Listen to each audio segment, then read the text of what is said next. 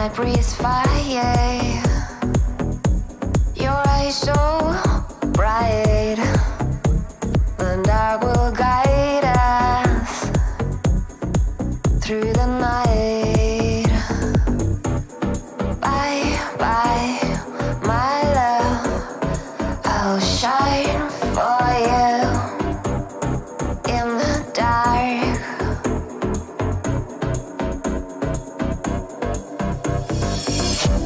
The sky is lonely without the sun. It cried for years, an ocean of tears. It's how it's begun. Bye, bye, my love. I'll shine for you in the dark with my tribe of stars. My tribe of stars.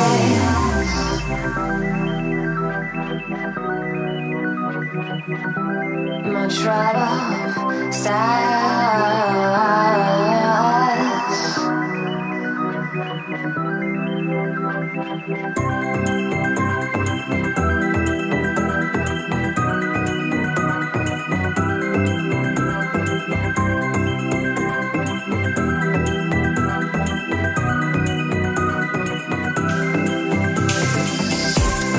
night breathes fire.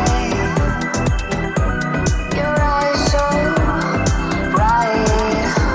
The dark will guide us through the night.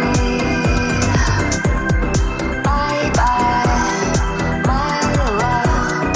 I'll shine for you in the dark with my tribe of stars.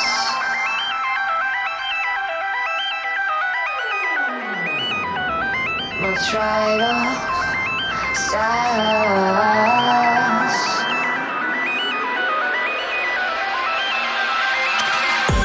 My tribe of stars.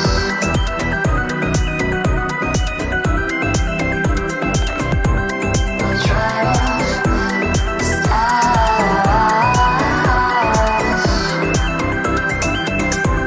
My tribe of stars.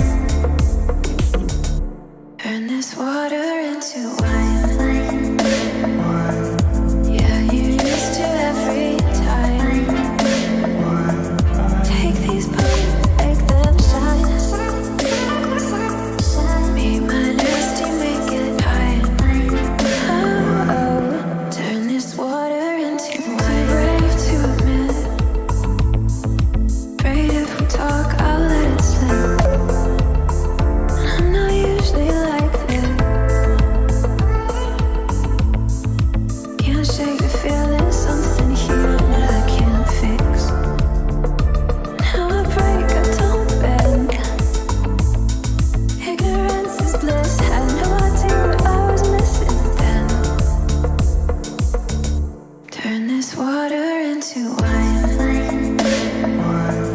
Yeah, you used to every time. Take these books, make them shine. Be my nasty, make it high. Oh, oh, turn this water into wine.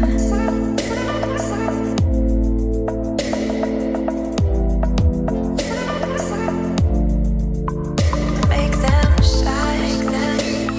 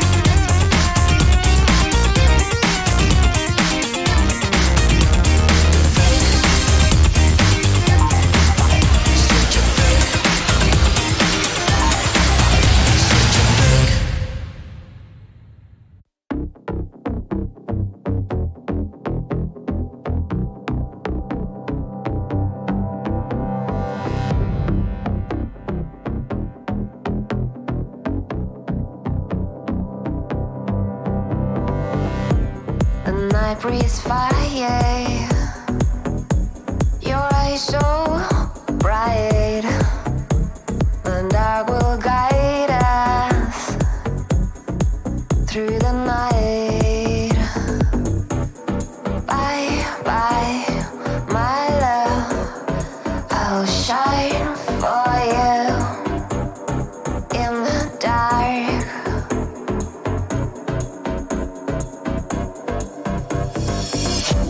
The sky is lonely without the sun. It cried for years, an ocean of tears. It's how it's begun. Bye bye, my love, I'll shine for you in the dark with my tribe of stars. My tribe of stars.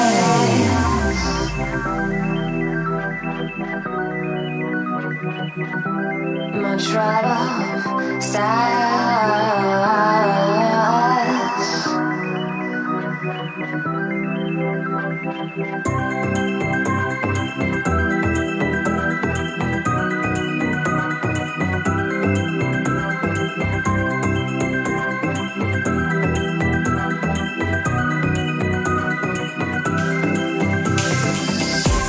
And I breathe fire. Your eyes so bright, the dark will guide us through the night. Bye bye, my love, I'll shine for you in the dark with my tribe of stars.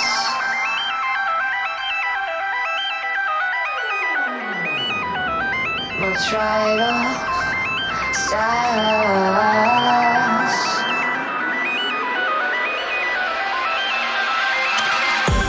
My tribe of stars.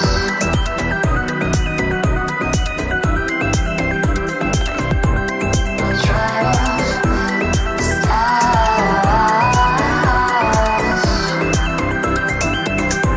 My tribe of stars.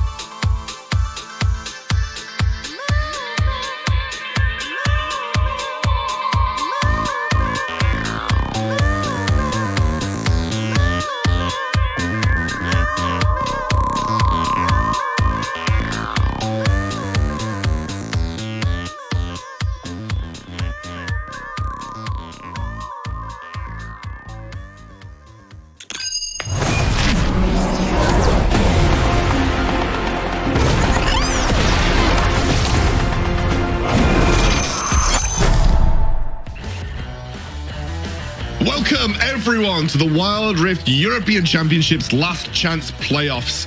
We have got plenty of action to decide who's going to go to Barcelona, but of course we had our finals last week. It was the clash of European titans. Basically the El Clasico of Wild Rift. Gamelord versus WREC. And it was Gamelord that were coming in as the underdogs. WREC had dominated from start to finish all the way through the tournament. And it was Gamelord that had something to prove after going through 3 whole series, finding their way to those finals. It was a big ask for Gamelord to get as far as they have done.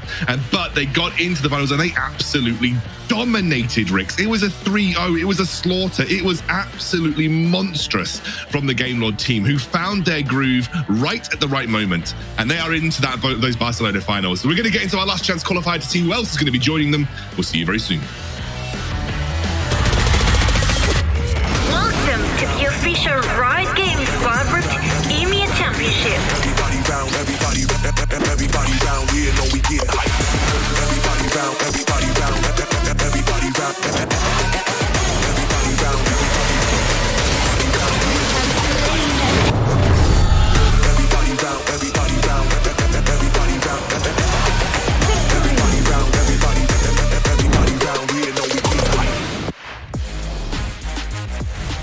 Welcome everyone here to the Wild Rift European Championships Last Chance Playoffs. I am Scoundrel. I'm joined by Hells and Stu, ready to dive into all of the action today. It's been a really exciting few weeks, and of course we still have way more to go before we get to those finals later on in the year. But of course, this is a new format, a new part of the tournament, and if you guys at home are not quite aware of how this plays out, our boy Stu took some time to explain it to you. Hello everyone, Stuart here. As some of you may or may not know, there is a wildcard team that qualified for the European Last Chance qualifier. Let's take a look and see how it all played out. The Wild Rift EU Series was a community tournament organised and run by Purge Tournament. 58 European teams battled it out in open qualifiers, where the top 8 teams would make it through to the playoffs for a chance to earn their spot in the WREC Last Chance Qualifier playoffs, which is the official Riot Games Wild Rift Regional Championship, as well as a share of $2,000. The top 8 teams played in a double elimination bracket over 4 days of epic Wild Rift action. That triple kill, he is legendary. Where we saw some interesting pocket picks like Trendamere and Diana Jungle, last-ditch Nexus defenses, crazy comebacks, and so much more. But he cannot because FMG is moving as a unit 4 champions down. Zero Zone started as the underdogs of the playoffs, but shocked everyone when they took down teams like Formulation Gaming and Gamelord, not once, but twice. However, it was last year's European representatives, Team Queso, who would beat Zero Zone in the grand finals, staying undefeated throughout the entire tournament, not dropping a single game, that locked their spot in the WREC Last Chance Qualifier playoffs. This was fortunate for Team Queso because they did not make it through to the top 4 of the WREC playoffs, falling to Formulation Gaming in the lower bracket. So are absolutely done. But now they have one last chance to earn their spot to go to Barcelona. Who will make it to the grand finals in Barcelona?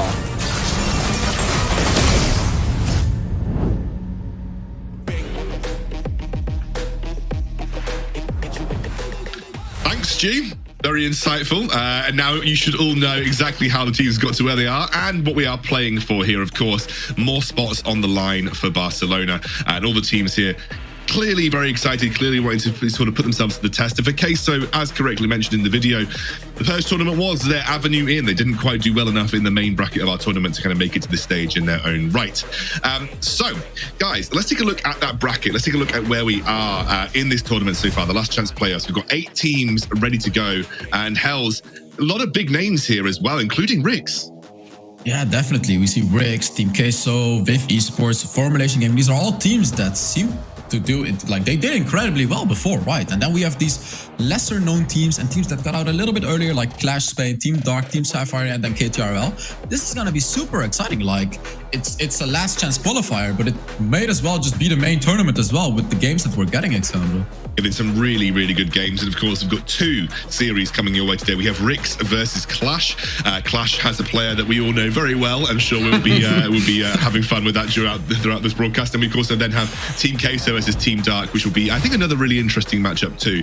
That kind of leads me on, Stu, to where we are in the predictions, because of course, there are 2 big names, I think, two sort of big organizations that are coming into these first 2 series of the day.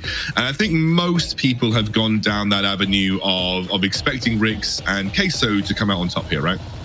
Yeah, 100%. I think it would be crazy if you're predicting against 2 of these teams, but you can see that. Oh, actually, Stress as well. I was gonna say I saw Carmeline say, you know, as a Spanish caster, she had to back the Spanish boys of Clash, but most of us going for WREC at Team Queso. But I think even though everyone's voted for Team Queso in the second game for today, I think that's going to be a lot closer series than our first one. Yeah, I think especially because Queso have had some issues in the main tournament, and of course they're not infallible, and I think there's definitely going to be some fighting back and forth. But you mentioned undefeated in the Purge tournament, so they're definitely coming in with their heads held high. Good strong chance of making it to the later stages of our tournament. I don't know, Stu. I know we were thinking about maybe highlighting a really, really awesome tweet from you today. I don't know if we have that tweet ready to go. If not, no, looks like we look. Unfortunately, Stu, if you want to see this tweet, go to Stu's Twitter. Unfortunately not. But that is a good chance for me to say bye-bye, Stu. Hope you enjoy your setup. We'll see you very soon, and we can talk a little bit about some of those key moments here with Hells heading into this week's tournament. And of course, Hells, I think we need to start with the elephant in the room. It is a big, big, big new patch, right? It's a huge patch. There are so many different changes, as you can see. And like, what are we even supposed to talk about? There is just so many new changes. I mean, of course, I would talk about Jhin all day, but this is the broadcast. But what I really like is that they did buff Stormrazor. This item is single-handedly gonna make like half of the AD carries stronger. And yes, I'm saying AD carries, not Dragon Laners, AD carries. And that is definitely necessary in this current patch, because we've just seen Ziggs, Orianna, Morgana, etc., etc. Now and I'm sure the audience wants as well, we want to see ADCs, right? We want to see the Jhin, we want to see the Caitlyn's, and here is my boy Jhin. He got a massive buff. It says adjusted because they adjusted his passive, but the adjust is a huge buff. And then we have Riven as well, you know, a tiny buff. We just have some tiny changes and then some big changes, but I really think it's going to change the meta, Xcando. And I'm very excited to see what these teams are going to be doing with these changes. Yeah, there is a significant number of things that have been shifted about here on patch 3.1. And I think overall we're expecting some big shifts in the draft phase priority. Speaking of which, though, we have obviously spots on the line for Barcelona. Like, this is a really, really important tournament for all the teams involved because it gets you to those all-important live finals. Yeah, definitely. This is it, right? Like, if you didn't make it in the main tournament, you have to make it now. It's the last chance qualifier. If you don't make it now, you're out. So these teams are going to be battling with whatever they got, doing whatever they can to get those spots in Barcelona, to be able to go to that live event and compete. So that's what's going to make these games even more interesting, because there is no more last chance qualifier after this. This is the last chance qualifier. So let's see what happens, Xcando. As you mentioned, it is absolutely last chance. Now, look, I'm excited, and I know everybody's excited about the upcoming games, but none more so than Mr. Voiceover Artist himself, the LCQ, the voice of the LCQ playoffs breakdown. It's our boy Stu. He's standing by, I think, with some thoughts on the upcoming series and kind of how he sees this could be playing out, because it is going to be WREC, obviously. They were our finalists last week, so they are coming in as favorites, but I'm sure they still have some rebuilding to do, and they still have some thoughts, I think, that they need to capitalize on heading into 3.1. So I think we should be able to go over to Stu and hear what he has to say.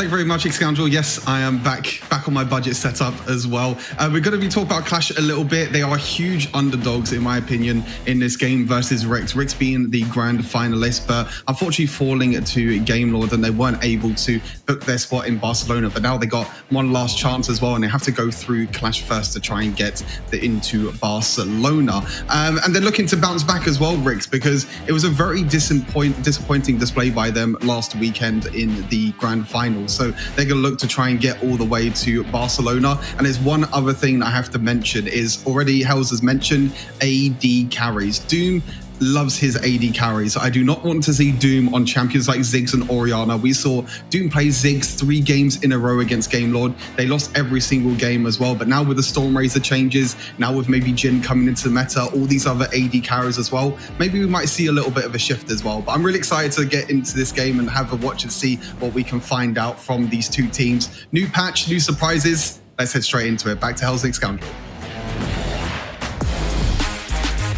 I think Stu really hit the nail on the head there. This is redemption for Rix, but more importantly, I actually think this meta does favor them more. I think Stu's completely right. Doom is an AD carry player, like Joey as well from Team Queso is an AD carry player. This meta will favor those teams that have the more traditional AD carry players better, because as you mentioned, Stormrazor, I think was ridiculous buff, but it's a good buff nonetheless because it opens up that meta a little bit more. Hells, let's think about these two teams then. I believe we could take a look at the rosters before we head into that all-important pick and ban phase. Obviously, there's a name that is dear to my heart on this roster in our boy Keys, the support player for Clash. For those of you who don't know, he's pretty active with me, Hells, and Stu, so we kind of know him quite well. But I think overall it's a little bit of a mismatch. I think that Rick's clearly coming as the favourites here, Hells. Yeah, Rix is clearly coming in as the favorites, right? Like if you look at Clash Spain's roster, they have great players, but Rix Gaming has the dominant players in pretty much every role. They have Random in the Baron lane, they have Snitch in the mid lane, and then they have Doom in the Dragon lane. And as you mentioned, with the Dragon or with the AD carries being buffed, he's gonna be especially good now. And like in this, like I hope that you cannot just get away with a free pick like the Ziggs anymore, right? Like now it's gonna be a truly skilled matchup with those AD carries, and with those, Doom is gonna dominate. Like Doom is just gonna dominate. You cannot just win the lane like that unless you come out with some crazy pick or with some crazy skill. So is Clash gonna be able to do that? No, that's the real question. We'll find out later today then, huh?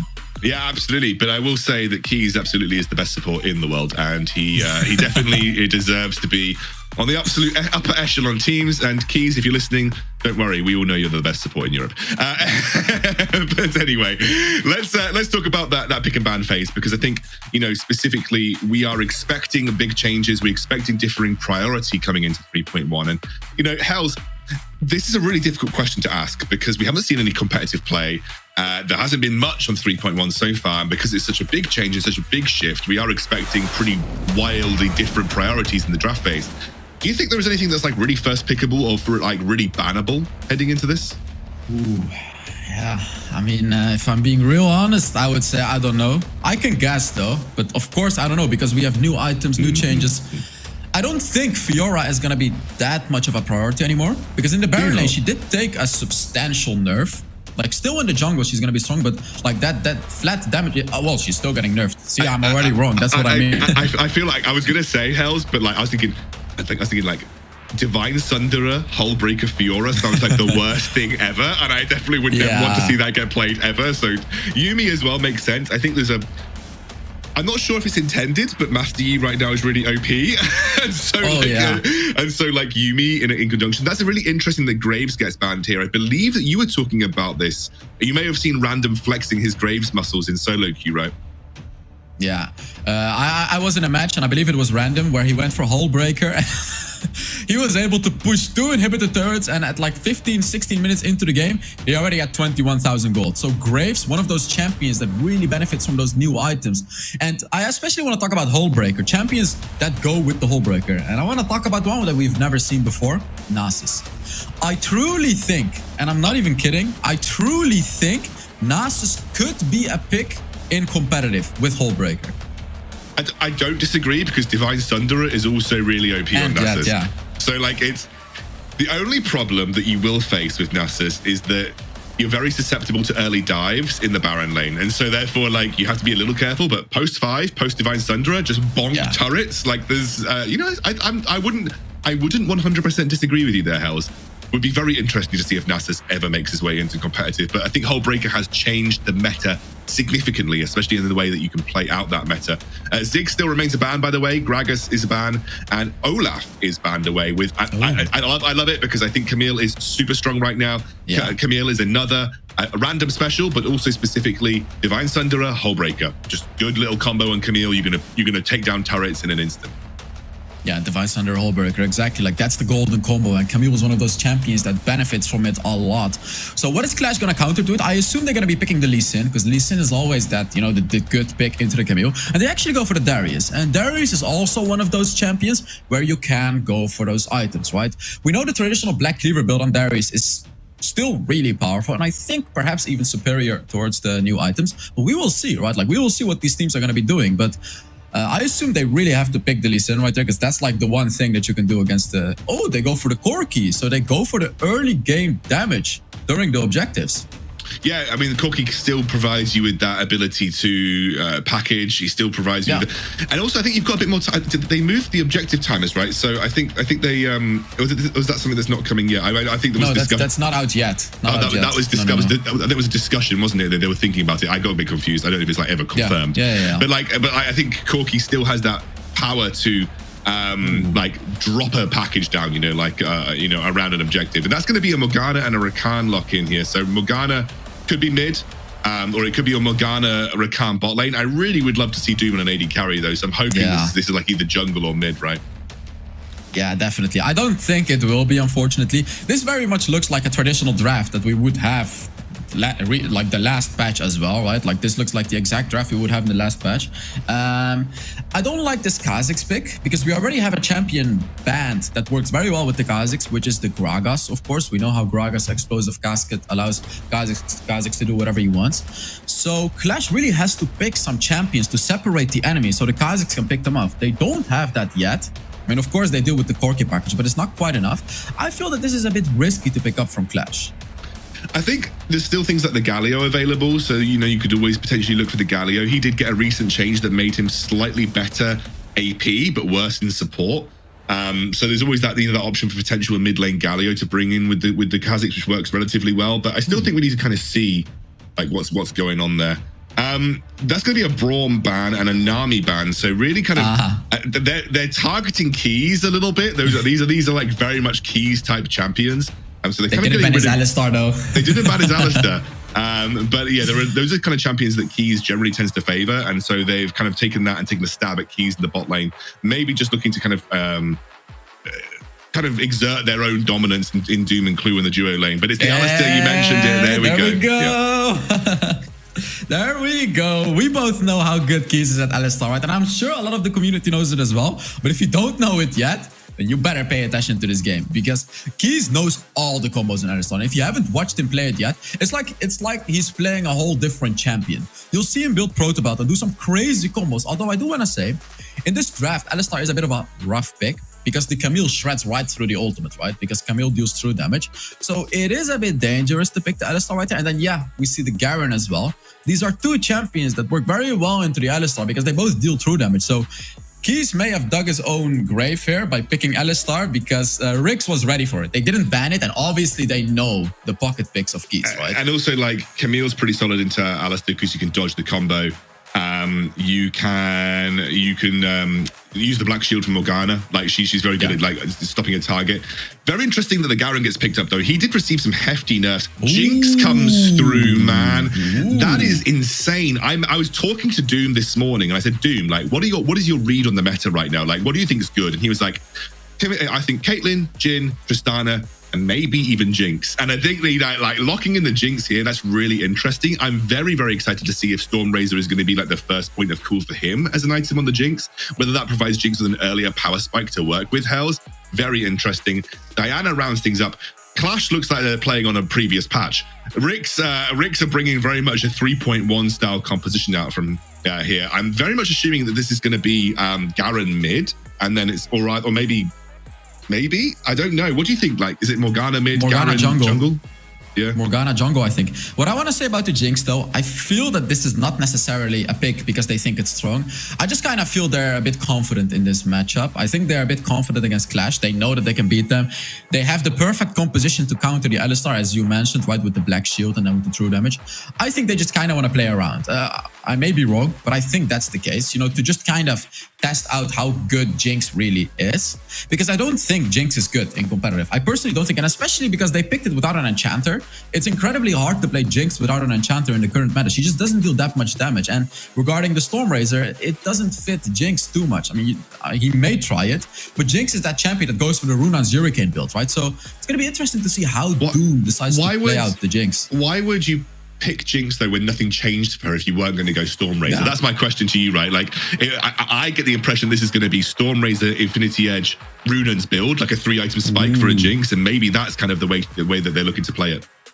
I mean, I would love to see that. I don't think it works, but yet again, this is a new patch. But what you said, I would love to see that, right? Like Stormraiser, Infinity Edge, Runans. The power spike would take a bit long to reach, but it would be incredibly strong. It would be very powerful with the rockets as well. Like, and then you could round it out with like Bloodthirster, and then you actually get the 25% crit, and you get like 100% crit from Bloodthirster then as well, and that could kind of spicy. Anyway, look, we're theory crafting on the fly right here. Yeah. We've got a series that's really important. It's Clash versus WREC. Obviously, for a spot at Barcelona on the line, got to make sure that you have to win these series wherever you can. We're straight into it. It is going to be Garen mid. It is going to be Morgana jungle and Random. I'm very happy to see Random not be given something like the Garen. I want to see him flex those hull breaker muscles here. Hells. Yeah, definitely. Yeah, like I'm really glad with this draft, right? Like WREC Gaming is showing us some nice champions like the Jinx, like the Camille, and especially Random on the Camille. We talked about Doom on the Jinx, right? We both know how good Random is. I saw him in a ranked match recently, and you've seen him as well. And unfortunately for you, I think you've seen him more in the enemy team than I have. So we know how good he is, right? And we know what he can do on those carry champions like the Camille. I have been bodied more than enough times by Random. Yes, I'm very well aware of how Random operates as a player. He's bodied me enough times, like I've said, on his champions, and Camille being one of his specialist champions as well. And both of these matchups are turbo bad, by the way, for Clash. Garen, as you'll know, Hells is pretty good into Darius, and Garen's also pretty good into Diana. So there wasn't really a win situation for there, and Camille is good into Darius and also pretty good into Diana. So there wasn't really a winning situation for Clash in either of their side lanes, realistically. Yeah, definitely. In the early game, like, you cannot really do much. Here we can see Eamon actually doing pretty well. But yeah, in the early game, Snitch on the Garen is supposed to win this matchup, right? Like, Garen wins against Darius, but we have a gank. Keys is already coming through. Keys is already in the Baron lane. He's looking for some blood. He's out for it, which is nice for the Jinx. You kind of, the more that you leave Jinx alone, the better it is for her, realistically, because she doesn't have a particularly strong early laning phase. Rick's just Snitch going to just soak these minion waves. Very interesting to see where Snitch goes with his build path. My assumption is that nothing changes for Garen, and that he just goes for his traditional kind of like Sterex Gauge Black Cleaver build path, because I think that's still going to provide him with a relatively decent ult. That's a nice catch there onto Nomo, but he's going to be forced away from the tower, and they're not going to go for a crazy dive this early on. Yeah, definitely. And with the recent changes of Garen, they actually buffed his AD ratios and they nerfed his flat damage. So you're definitely going to be needing some AD, right? And the traditional build offers that with the Black Cleaver, with the Sterex Gauge. I would assume that the Garen goes for Death Stance as well. Really good item. He just needs to stack up attack damage, basically. He needs to find items that give him attack damage and health or armor or magic resist. So no more Sunfire Ages. We're never going to see that on Garen anymore, I would assume so. So it's going to be interesting to see how Snitch decides to build out the Garen, indeed. Yeah, I think there's a world where we have seen some tanks use the new Death Dance to their effect of just having like a huge amount of regeneration in the middle of team fights. Like, you build up a lot of HP, you get much more value out of max HP increases, or max HP restore that you get through Death Dance. But again, it very much looks like that's not the play that Snitch is going for. He's going for the Black Cleaver build, so we're not going to see much change for Garen on this patch. And they still believe, even with the nerfs, that he remains relatively strong. Ooh, and we're going to likely see a skirmish happening in the top lane as SC7 is potentially looking for a gank, but Yafet is ready for it. You know, he's backing it up. He's ready for it. And I want to highlight something, though. The gold difference between Random and Panthew in the Baron lane, it's like a 300-400 gold difference. While nothing well, assuming nothing happened, but it did. Like, Random is able to get ahead in a lane, even without kills. And this much, that's pretty crazy, Excando. Yeah, it's done a really good job. And Snitch as well, 400 gold up on the Garen too. Just like easily able to kind of like... Ooh.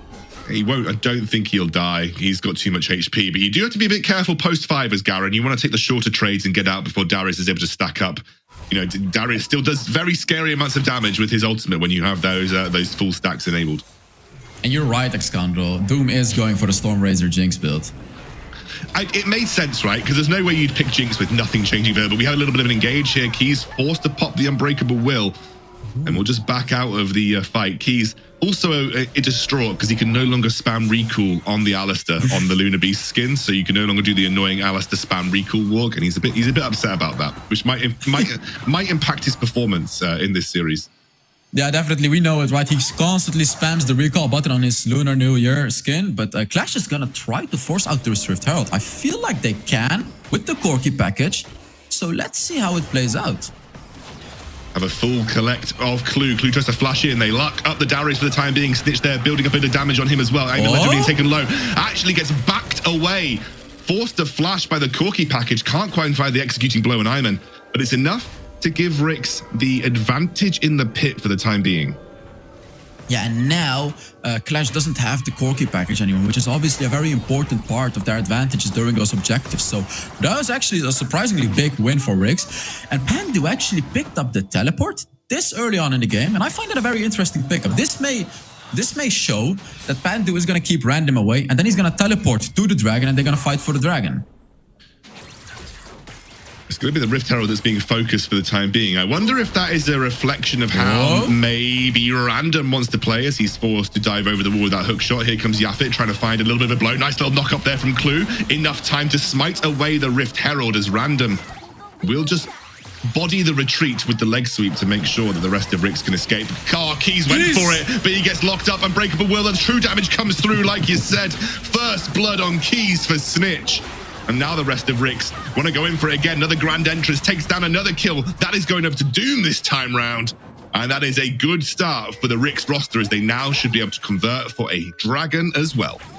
Yeah, and exactly that is the problem that you have as an Alistar against the composition, right? We talked about it. Random with the true damage, Snitch with the true damage. They decimated Keys on the Alistar.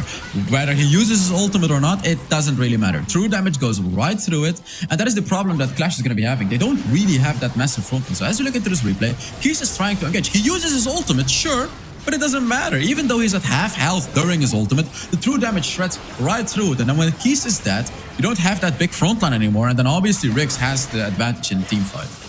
I'm going to catch Random out again here, who has got that Divine Sunderer already. Doom picks up another, tries to get the reset speed onto Yafits, but not going to happen. Will be the first tower. You can see Random now going in onto the Diana. There's a lockup as well. Nice little double stun. Really good play for Random in the top lane, but the flash from Panth will come out. And he will be able to get himself away for the time being.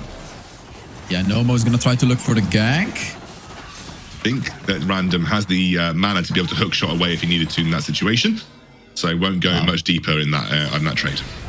Random just dealing 50% of Nomo's HP like it's nothing, and he doesn't really take any damage himself. So we can truly see the power of Random on those carry champions. Incredibly powerful. And I wanna talk about the builds, by the way. If the Observer could show the builds, that would be amazing. Because Clash actually went for late game items. They went for the Mana Mune, they went for the World of Ages, and we actually have a replay here at the bot lane. So let's see what happened. It was actually a beautiful hook by Ayman, and then Kha'Zix, Yafet on the Kha'Zix trying to go in, but it's just not enough. Doom dealing way too much damage to the Darius and just able to easily get the kill. So yeah, here we can see the items. We see the Mana Mune and the World of Ages. These are two late game scaling items. And if we look at Rix Gaming, they have strong early game items. Well, items that are also strong in the late game, but we see the Divine Sunderer, the Ludus Echo, the Black Cleaver, etc., etc. These are all items that are already good in the early game. Compared to Clash, these items scale into the late game. So I don't really like how Clash went for these later game items. Perhaps they could have chosen to go for stronger early game items or champions that have stronger early game items. So they were actually able to win those early objective fights, because even with the Corki package against Rix, they were just unable to win the fight. Yeah, I think it's a bit of Well, we'll see what happens. Obviously, they've got to compete versus the Jinx in the late game. We have a big engage. There's already one dunk now going the way of Darius. Snitch on the front line, very healthy. Uses the judgment, can't quite find it onto Yaffa. Will flash forward, will dunk him, can't quite find that executing blow. And now Doom versus Nomo on the sidelines. Doom doing a load of damage. Great stasis. Oh, he baited him in. Nomo will still die. That's the reset now for Doom. Can he find the kill onto Keys? Yes, he can. It's a killing spree for him. Gets a nice dodge over the wall. Triple kill on the Jinx. And Doom is popping off on this AD carry. He's popping off indeed. Getting that one kill that he needs, and then he just boom, kills everyone. 4-0-2 on the Jinx, and Random is looking for more blood. Oh, beautiful, beautiful little 1-2. You can't escape the Hextech ultimatum. Panthew draws them in with his ult, but I think that'll be enough for them to try and get another kill here on Doom as they jump away from the turret. They just about get away with it too. And that is a beautiful play on the top side of the map. And they get the mid lane tier 1 using that Rift Herald too. REC are dominating this first game. Yeah, and Doom is going for the build that you talked about, right? The Infinity Edge, and very likely a Runan's Hurricane is the third item. I would be surprised if he didn't. He doesn't really need the Mortal Reminder in this game. And as we look into this replay, by the way, Random with a beautiful engage, getting Yafet very easily with his ultimate, and then they just kill everyone. And then Snitch tanking up the turret, as you can see, waiting right there, taking another shot, making sure Random survives as well. Just very beautiful and coordinated dive from REC Gaming right there. But what I was going to talk about is Doom doesn't need a Mortal Reminder very early on in the game, because they already have true damage to deal with Keys. Absolutely. Random now has that Blade of the Ruined King as his second item. Doesn't really feel the need for Hull Breaker, I think. Wants to go to the damage. Yeah, that's the true damage coming through. Keys can't escape. Snitch takes him down. Flash! Hook shot onto Nomo. And that is another kill for Random on one of his best champions in the form of this Camille. They are toying with Clash right now. It is a 10k gold lead at 10 minutes. Yeah, exactly. As you can see, Random just indeed toying, doing whatever he wants, and he goes for another kill. He's gonna get it, and it's just a very easy one. Doom actually snatches it away with his ultimate. This is just a disaster for Clash. And yeah, this is what we expected, right? Like, REC is gonna dominate Clash. Clash is just not really ready for a team like REC yet, as you can see. They're just severely getting outclassed. Well, the draft also feels a bit old, maybe didn't adapt to the times of patch 3.1, whereas you can see there is a big shift in the way that I think REC are playing. They're giving Random the space to have skill expression on a champion like Camille. They're allowing Snitch to find the right matchups in the mid lane. They're giving Doom things that he's good at, which is the AD carries, because they are back in meta with that Stormrazor buff. So I think it's a different side to REC, and I think it's a patch that plays into REC's strength overall. So I think there's a real question to ask if this remains the meta going forward and REC are able to meet Game Lord again later in the tournament, then we could be looking at a completely different matchup. Yeah, this is a huge patch for Doom. And if you look at Redemption, I would say that Doom is a better AD carry player than Redemption. But Redemption is an overall better player. So Redemption can play it all, right? Like, he can play the Vayne, he can play the Orion, he can play the Ziggs. And I feel like he's better at that than Doom. But if we just look at AD carries, Doom is probably by far the best. And then the second one would be Joey. Yeah, Joey's very, very strong mechanically, absolutely. And I think that's why, when we see Clash later on, Queso later on, we're going to see a bit of love for AD carries on their side. Don't need to say much more than it is a slaughterhouse right here. Clash trying to find the engage. They just can't right now. That is a beautiful Hextech ultimatum to stop Darius getting away. You can see the damage that Snitch is doing right now too. Random jumps in. Triple kill for Doom. Could that be a quad? He's going to go for the penta. It came out of nowhere. It came out of absolutely nowhere, but a pentakill for Doom. And if that doesn't say welcome back AD carries, I don't know what does. Absolutely storming performance from REC, and Doom way back to where he prefers to be, finds that first I don't even know what to say anymore. I was trying to round it out, but like, that just spoke for itself. Pentakill on Doom to kick that game one off. Absolutely dominating from REC here versus Clash. Welcome back, AD carries, Xcondo. That's what it said. Welcome back, AD carries. And I want to see more now. I want to see more. I want to see Jinx. I want to see Caitlyn. I want to see Jhin. I want to see Ezreal. I want to see them all. I'm so sick and tired of the mages. I want to see more players pick champions like the Jinx and just show a dominating performance like this game. And as you look into these replays, right, like, we can clearly see the Alistar was not a right pick here. We know Alistar is a power pick for Keys, but REC was ready for it. And here we can see, right, like, the draft really mattered a lot for REC. And then Doom's positioning as well. Constantly standing behind, being able to get those kills. I don't think he died a single time in this game. I'm pretty sure he hasn't died a single time in that game. So Doom's positioning just really amazing, avoiding all of the engages that Clash had and just standing in the backline, using his Storm Razor to slow the enemy, and then his ultimate to finish them off, and then just dominate Clash right there. It was beautiful stuff from the whole of WREC. And I think, again, you can clearly see that they've adapted quite well to the new patch. That was one of the big questions that we were going to have for teams coming into this weekend is 3.1 is a big meta shift. Have you kept up? Have you innovated? Have you read the meta correctly? You've got to remember these teams have had basically 2 days to figure out what's good on this patch. It's not a long time to be able to do that. The teams that are able to read things like the meta much more readily will be the ones that are rewarded on this patch. And you can see, I think REC's definitely hit that. There's some really interesting discussions to be had. Garen, still good, still useful. Teams still prioritize him.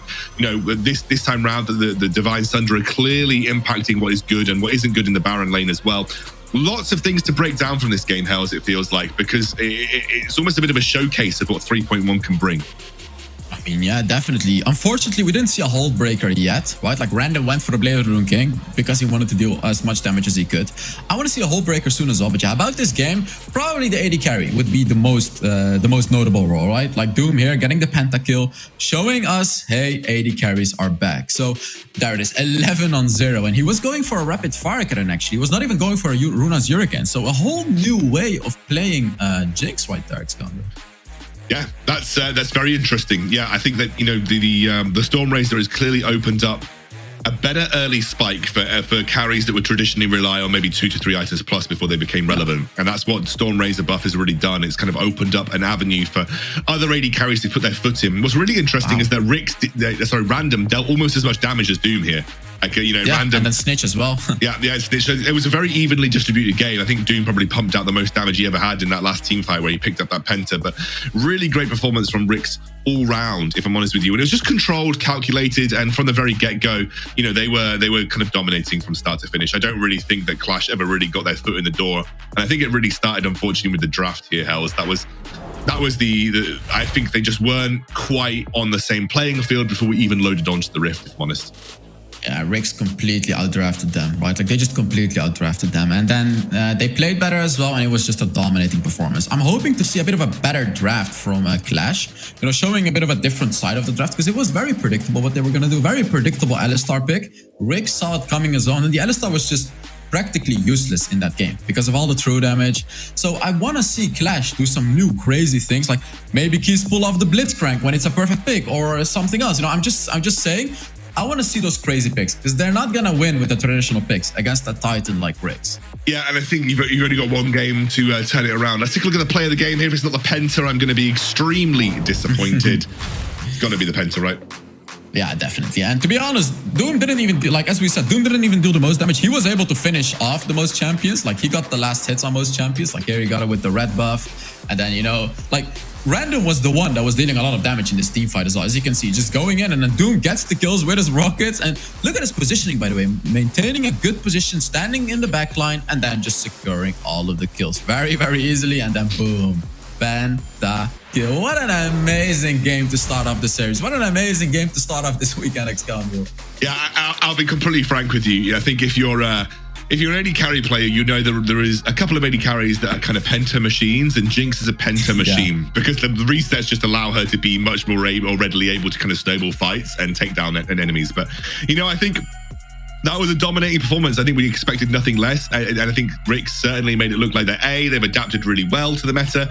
B, they are kind of, you know, superior to Clash in that sense. And I think C, they are comfortable now with how they want to play the game out too. Like they've obviously done a lot of thinking and a lot of practice since their loss last week to Game Lord. They look stronger than ever, if I'm honest with you, Hells. And I think that's a good sign for REC going forward in this tournament. I honestly think REC is going to be the strongest team. But yeah, we'll figure out in the next game how they can perform. We're going to be hopping into a quick break before getting into the next series. So yeah, we will see you later.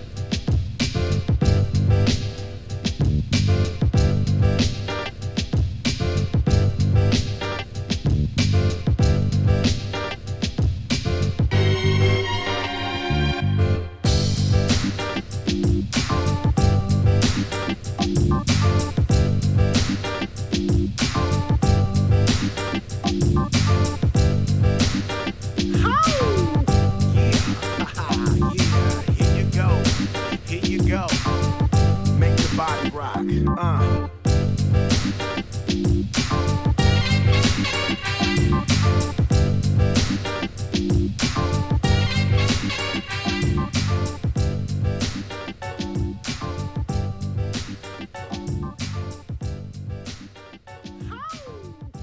You ready?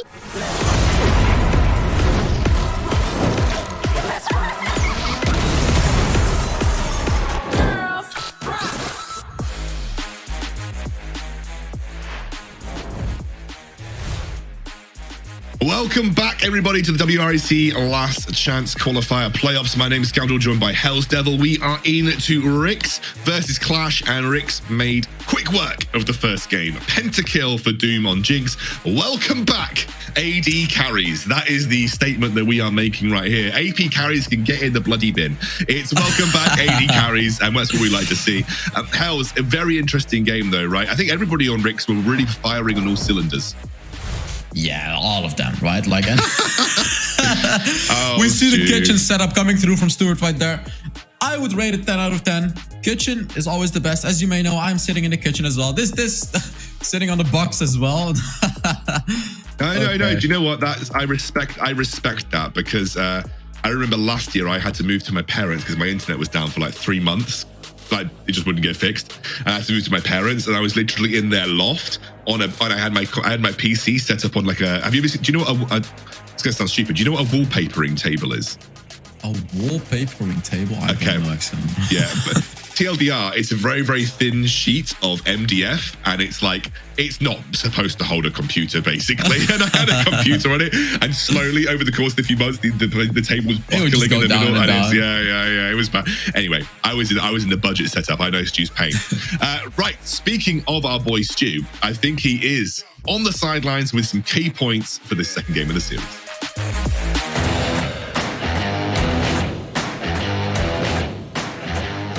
Thank you very much, Scoundrel. Yeah, my budget setup's not that great, but we're still here. I'm so excited to be able to watch these games. And that first game was perfect for someone like myself as an AD carry main. But bruisers are still key, though, it seems like. We're still seeing picks like Camille, which be really, really strong with the new Divine Sunder item. Garen, Darius, even Fiora being banned away as well. And the second point is Doom on an AD carry. We thought that it might be coming out because of the Stormrazor buffs, because of the Infinity Edge. That combo of Stormrazor plus Infinity Edge is going to be really, really strong, I think, for this patch. And it showed a big pentakill for Doom, the first pentakill as well for the WREC. And one other thing I want to quickly note about Doom on AD carry is that the Rakan Clue actually adapted his build as well. He went for Ardent Sensor first item, which gives Jinx that attack speed that he needs. And the last point is the rotations around the map. You just saw throughout the entire game, WREC were just completely dominant, taking that first Rift Herald, using the rotations around the map as well. And you could just see how well prepared WREC are for this tournament. And as Scoundrel said, looking like one of the strongest teams in the tournament. So hopefully they'll be able to close out the series in the second game. Back to you, Scoundrel and Hells. Thank you very much, Stu. Yeah, of course, Rick's looking very strong, but we wouldn't give Clash a fighting chance here. Let's see what they bring in that second draft phase, see if the picks and bans shake things up anything more. Guys, who do you think are going to win? I think most people probably down the Rick's line right now. They're obviously in a really, really strong spot. But maybe Clash adapt. Maybe Clash think about how they can approach the meta a little differently this time round. I think Corki especially is one of those champions that didn't really benefit a huge amount from the last patch. And so, I think I'm less enthused about Corki as like a super high priority as like an arranged carry these days. I think there's lots more picks out there that definitely could come back in, like the Jhin, the Caitlyn, even the Tristana, who really loves Stormrazor as an item as well. So I'm very interested to see if things get shifted up in this second pick and ban phase. What do you think needs to shift? What do you think needs to change here, Hells, when we get to this pick and ban? I mean, really everything. Like we talked about it, they have to come with some surprise picks. They have to. They cannot just pick the conventional picks because then WREC is going to outclass them because it's just a better team. And against a team like that, I used to be a pro player as well. You have to surprise them. You just have to. It's like a desperate draft for them.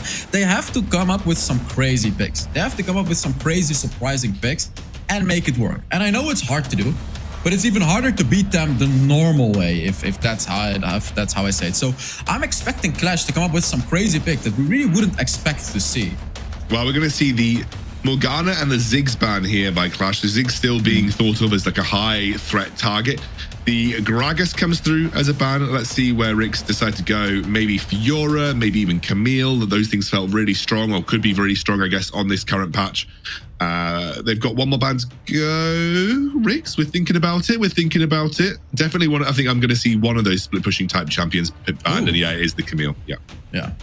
Yeah, they ban out the Camille because that's one of those champions. If you put it in a very skilled player, regardless of what's happening in your team, Camille can pose a very big threat and a very big problem. We've seen it happen before, right? Like how good the Camille is, the champion itself, and skills perfectly into the late game, especially with the new items as well, right? Like Camille is a massive threat in the current patch. So yeah, it makes sense that Rix is banning it out. Random can play anything anyways, so they shouldn't worry about it too much. And actually, just to ban out the Rakan. We know Keys is very good at Rakan, but Rix is basically saying, yo, Keys, we're not afraid of your Alistar. We have counters to it, so I really hope Clash won't pick the Alistar. And they actually picked the Fiora. Yeah, the Fiora, that's, again, not banned, this time on blue side, and it's another Divine Sunderer champion that I think's really benefited from this last patch. So no surprises that Fiora being prioritized here by the Clash roster. Let's see where Ricks choose to go with their first rotation. Graves is up. It could be your boy Random's Graves. I know where he's going. He's going in the Baron lane. I've already seen it in my ranked match. Random on the Graves in the Baron lane. Divine Thunder, Hullbreaker, and Hullbreaker first item, by the way. Oh, and the Yumi. Oh, Yumi. That indicates that we're going to have a strong ADC. And that could indicate a Jhin. Because Yumi Jhin is incredibly powerful, ex-scoundrel. It definitely can be. I mean, I think Yumi I've always traditionally more associated with attack speed carries because you can play like the Ardent Sensor build, but it's still very good with Jhin in the sense that you're just going to buff his AD, which is always really nice. The Corki does come through here for Clash. So they're going back down the Corki route. I don't think Corki is bad per se, but again, I think there are other carries right now that are also really strong. So, I'm not totally enthused to see Corki, maybe because we've just seen so much Corki for like 5 weeks straight that it's always nice to have it that something's a little bit different. But let's see, maybe they prioritize something for Keys here in terms of the support now that they've seen the support they're likely going to be playing against. Yeah, and this is what I was talking about. Irelia, this is it, you see? Like, these are the new kinds of picks that I'm expecting to see. They have to pull them off. They have to go for these crazy picks that Ricks should, like, this is going to make the draft a bit harder for Ricks. Because now they have to think, like, okay, how do we counter the Irelia as well, right? And then maybe Clash has a very good player on the Irelia. These are ways to win the game. So I really like that Irelia pick. It's a bold pick, but I like it. In the situation that Clash is in right now, you have to do it. And always it's a Jax Yumi. Well. It's a Jax Yumi type situation. So that's very interesting. They're already kind of running with something that was tried and tested beforehand, but arguably is in a good spot, even with Divine Sunderer right now as well. That's a nice, not all Jaxes go Divine Sunderer. There's still a case for Triforce, right? So there's maybe a discussion about what stats you would like. Irelia is a Divine Sunderer user, though. She really does like Divine Sunderer as an item, so that is something that makes sense. Plus, Irelia got adjusted, which basically made her worse for like 2 levels, and then the rest of the game Irelia is getting stronger. So I think Irelia in general is in a really good spot this patch, and good Irelia players will feel the boon of having things like the Divine Thunder at your disposal and the cooldown reduction that you're getting on your Blade Surge in the late game. Yeah, definitely. They reduced the cooldown by a first ability by 2 seconds, which is huge for Irelia. Like, the buff it's a buff. It's just a pretty substantial buff for the Irelia. So it's going to be interesting to see how Clash plays around with the Irelia. But yeah, Rix's composition is looking very scary as well, right? Like I said, random on the Graves, I think, with the Hullbreaker, is constantly going to be split pushing. And then you have that power composition with the Yumi Jax, right? In a 4 versus 4 situation, they'll be so powerful. And then when you leave random in the lane, it depends on the Fiora, right? Like, I assume they're going to put, Clash is going to put Fiora in the Baron lane. And then with a Hullbreaker herself as well. That's what I think. Then it's basically going to be the battle of the split pushers. And then a 4 versus 4 as well between the teams on the opposite side of the map.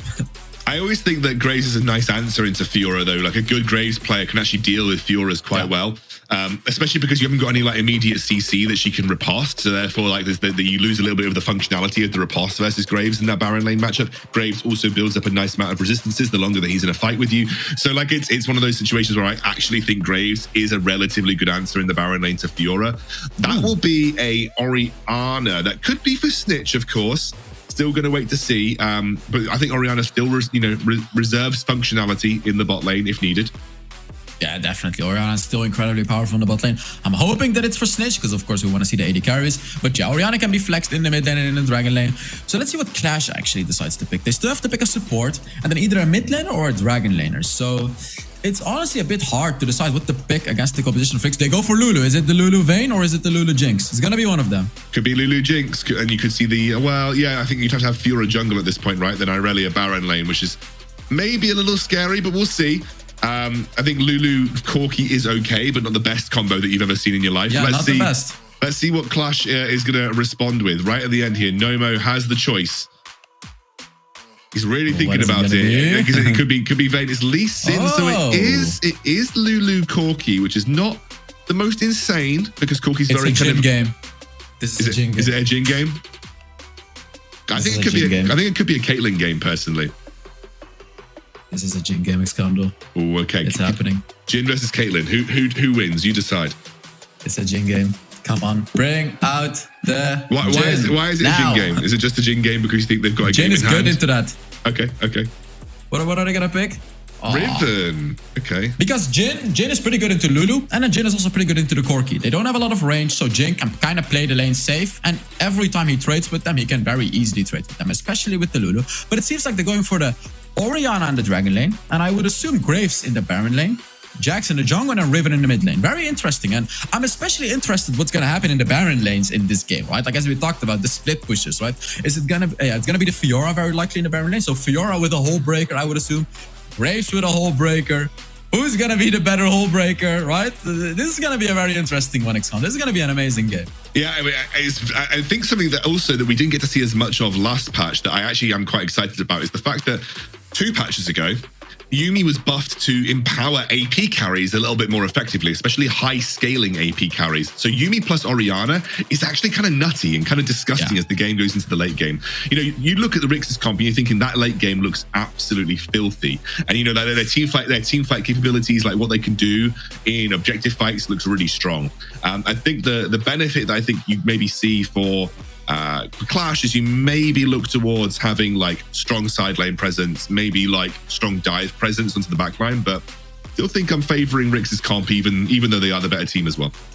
Yeah, I definitely favor Rix's composition also because Lulu Corki, I don't believe in it because Corki likes to shoot out abilities. He's not the basic attacking champion because he doesn't have a lot of range. You know, he's just not the type of champion to pair up with a Lulu. So I would definitely favor... Doesn't get much value out of attack speed is kind of the way that I frame it, right?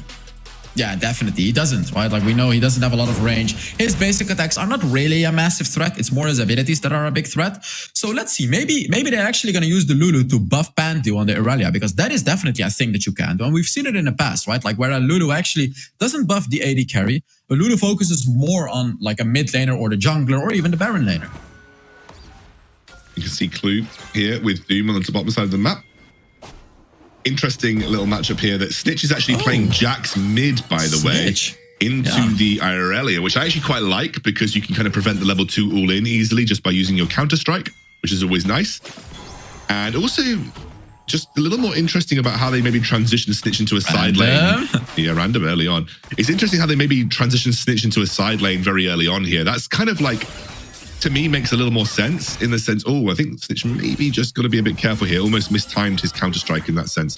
But obviously we know that like mid laners generally tend to rotate early on, right? The meta is still rotate out of the mid lane to go into a side lane. So you might even see Rix or you know, put Snitch in a side lane and think about just playing a Hullbreaker build on the mid laner because that's going to be where he spends a lot of his time in the side lane anyway, because you're going to put Doom in the mid lane eventually, right? Yeah, that's true. They're indeed going to swap the mid lane. And I mean, I would love to see that, to be honest. Like, Snitch going for a hole breaker.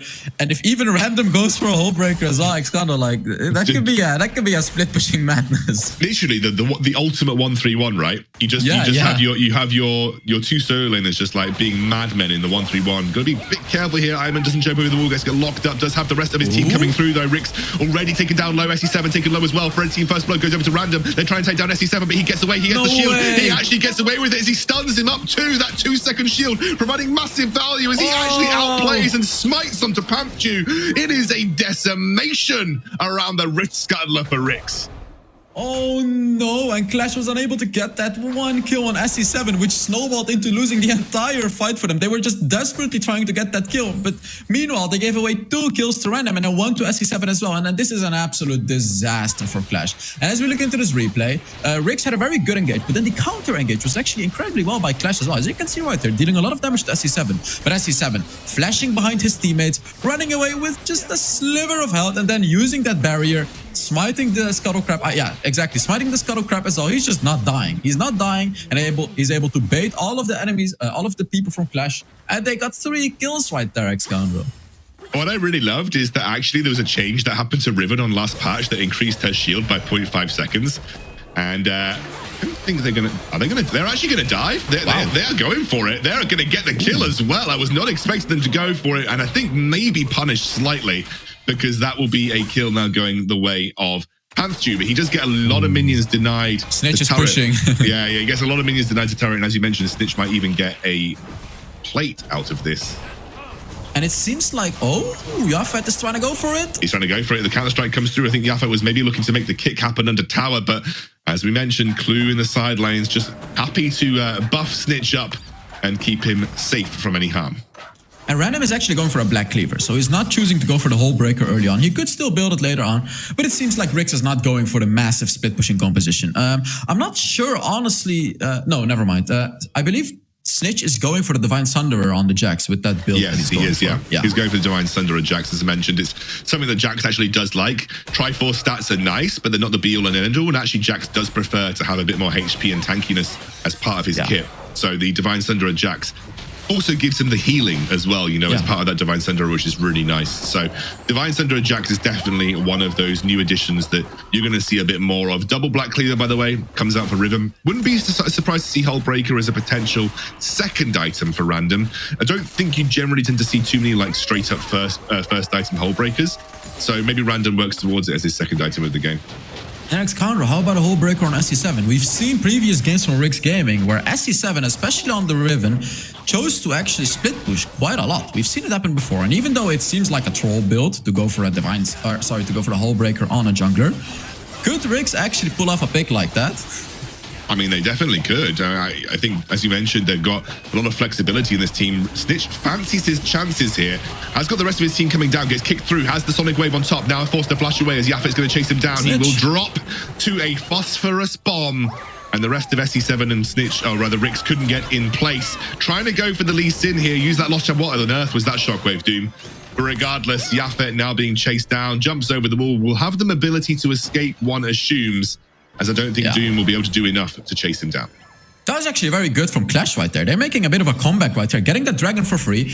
And I want to highlight, they actually jumped over the wall. Lee Sin jumped over the wall so that WREC wouldn't be able to see that he started off the dragon. And now WREC is probably going to get a turret for it, although Pandu is going to not try to defend it actually. So yeah, WREC is getting something back for it. They didn't get the Rift Herald, by the way, which is still a pretty good pick for Clash if they can. But yeah, they are getting a turret back for it. And we know dragons have become a little bit weaker in this patch, XCon, where every single dragon buff, they nerfed it by 1%. Yeah, I think, like, as I mentioned when I was talking about this, I think that doesn't really diminish dragons as an objective. Like it because they've basically just made it weak overall, but they still provide you with something, right? So it's almost like there isn't a reason to avoid them, is what I'm saying. I think that the idea was that it was supposed to make them less attractive compared to, let's say, the Rift Herald, for instance, right? And you can see for WREC that they were not bothered about setting up for the dragon in this particular instance. But I think in general, dragons will still remain a relatively important objective because they're just there at the end of the day, and they do something. As the shotgun comes through onto Nomo, actually a lot of damage dropping down on the WREC roster. They're trying to brute force their way through that mid lane tier 1, but can't quite get away with it. Ooh, and Pandu nearly catching out Doom, and unfortunately wasting his ultimate. Beautiful flash by Doom right there, avoiding the death. Random already has a turret, and we saw how strong he was. Random was in a 1 versus 3 situation, but he held his ground. And Random already showing what he's made of on that Graves. Well, you mentioned it. It's something he's been practicing in solo queue. Feels very comfortable with the top lane Graves, which I think is making a slight comeback due to that Hull Breaker, like you said. And Random has not opted to try and join teamfights here, and instead you're actually seeing him cycle farm those Krugs on the top side of the map, which indicates to me that they are very much looking to utilize Random in the side lane for the majority of the time this game.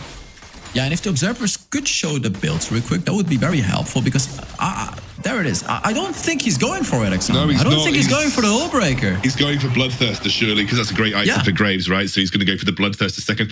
I was hoping to see some hull breaker. I think it is a really strong item, but he is kind of mostly sticking to his side lane regardless. And it looks like Snitch has made that same transition down towards the bot side of the map. We are definitely entering 1-3-1 territory with, as it looks like, Clue just roaming across the map to support his team where he feels that he's going to be strongest.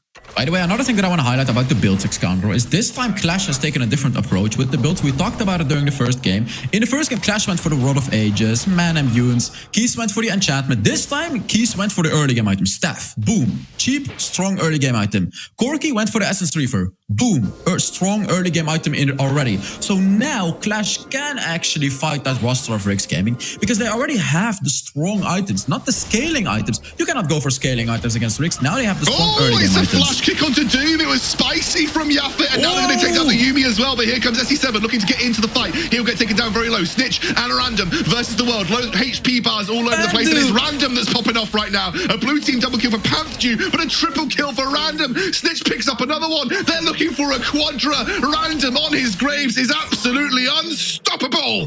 Dominating Random in the top lane. And it'll be a shutdown for Snitch too.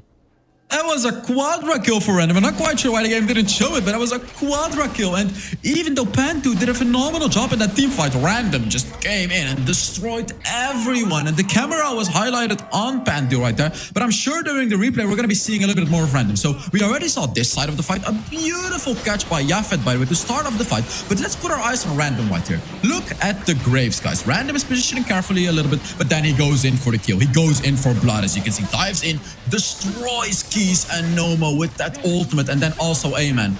Unable to 1v1 Random, and just Random. What a Giga Chat Graves player right there. Just destroys the entire composition of Clash right there. They pretty much forgot about Graves, it felt like. They thought like, let's go. Ooh, and we have a 1v1. Yeah, Amen trying to go on to Snitch here. The Grand Challenge already popped. Snitch not going to look to take that. You're going to see the rest of Clash move up towards the top side of the map. Snitch is aware that they were coming. There was a ward in the Tri-Brush. They're trying to catch out Yafet here, though. He gets locked up by the Chapter, and Random picks up another kill. He's godlike in the Baron lane. 2 excellent games from Random, I really feel, across this series. And he's going to start knocking on that tier 2 tower in the bot lane. Just look at how much damage this man's doing on the Graves right now. It's pretty filthy. Like, honestly, it feels unfair. Like, seeing Random play the game, it just kind of feels unfair. This guy is just so good. It just feels unfair to be playing against him because Ivan is also an incredibly good player, but it feels like he has no chance. And now we see it, Xcandro. Now we see it. The Hull Breaker on Graves. And this is going to change the game because the Hull Breaker provides a lot of bonus damage to deal towards turrets. It buffs your minions and it buffs your armor and magic resist if there's no one near you. So now I feel Rix is just going to leave Random alone. And I can guarantee you, Xcandro, I can guarantee you that within I would say 4 minutes, Random will have taken 1 inhibitor turret at least. Yeah, I'm loving it. I'm loving seeing this. Death Dance being picked up by both Snitch and SE7, by the way. Very interesting to see that Death Dance is still being prioritized. I guess there is a lot of, in this game, there's quite a lot of armor, so it makes a lot of sense. Look at Random go, though. Yeah, look at Random. Someone's going to go protect this. I mean, the siege minion is unkillable. That's another tower dropped for the time being. Random is in full split push mode, and you love to see it. New tactics being used in Wild Rift. Iman's trying to find the engage. Happens here. He flashes in, pops that Grand Challenge. Random actually being taken down, gets kicked into the wall. Here comes Yafet as well. Random does have that Bloodthirst for the time being. He drops back. The Sonic Grave's still going. Random's still going. Random is still going. What an absolute beast right now. Does get dropped down by Keys eventually, but the rest of Rix will clean up. Nice little penguin emotes from Keys as he knows he's done for. Random still going in that engage and potentially opens up Nexus turrets galore. I think Snitch even picked up a kill in the middle of that fight too. Yeah, exactly, Xcandro. This is what I saw in my ranked match as well. Random constantly split pushing, and that's exactly what he's doing here. And they're looking for the dive, just getting that free kill on Noma right there. Rix is just dominating this game, and I feel Clash has no more chance to make that comeback because Random is going to be pretty much unkillable unless you're in a 1 versus 4 situation. Because with a Hole Breaker, you know, when Random is alone, he's massively buffed. He gets a lot of armor and a lot of magic resist, but Jafet is looking for an engage. He's looking for an engage here onto Doom. He does not have the mana to work with right now. Flashes across the wall. The Lost Chapter comes through too. And they kick SE7 to safety with the Yuumi attached. Thank you very much, Lee Sin. You delivered me to my own team. He kicked the Yuumi to, he kicked him to his own team. So look at Random. Absolutely fair it is, by the way. Walking in the middle of the jungle, just snatching away the red buff while none of his teammates are here. And this should show you how comfortable Random is on the Graves, right? Like, he knows his limits and he knows how far he can go. And I would assume when a next dragon spawns, he's going to be moving to the top lane. When the Baron spawns, he's going to be pushing the bot lane. That's what he's going to do. And he's taking the jungle away as well, just not giving a single chance to kill him.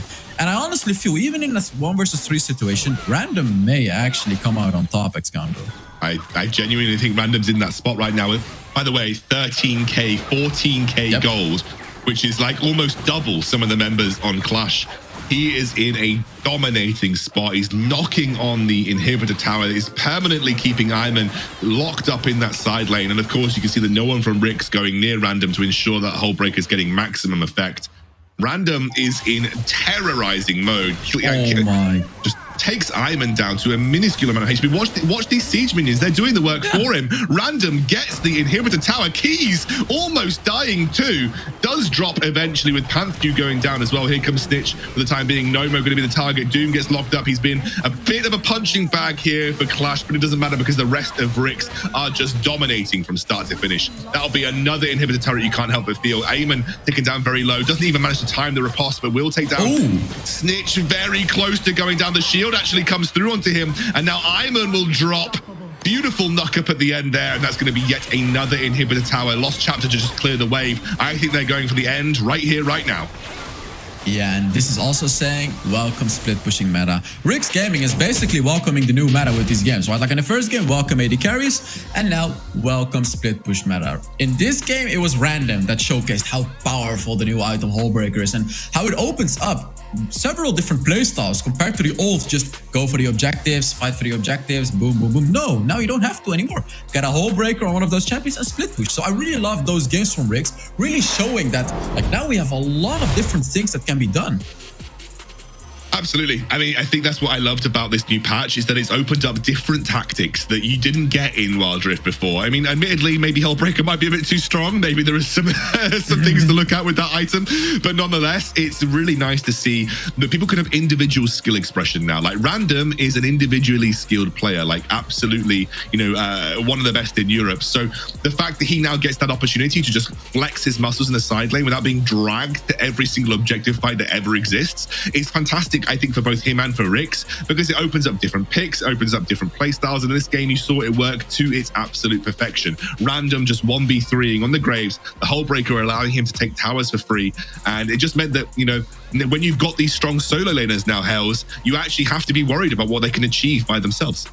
Yeah, Nexano, you know what I also really love about this new patch, especially with WREC's? This patch perfectly plays into the hands of WREC's. Like as we said during the last game, Doom on the AD carries, but it's not only Doom, it's also Random. Random is also one of those players that can absolutely hard carry games, split pushing or whatever, right? Like whatever. And he plays those strong champions like the Graves, right? He plays those strong champions like the Camille, like the, you know, all these bruisers that can hard carry compared to just the players that like to play the safe tanks, right? Like, because we've seen a lot of tank meta in the Baron lane, you know, with the Garen, with the Darius or whatever, you just play a tank. But now the carry meta in the Baron lane works as well. Random showcased that, and this works really well for WREC's because they have the players to back up metas like this.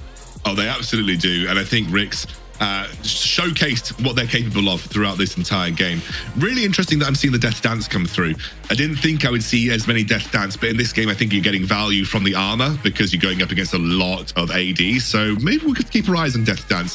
Pros potentially leading the way with what that item can actually do and what that item can actually achieve.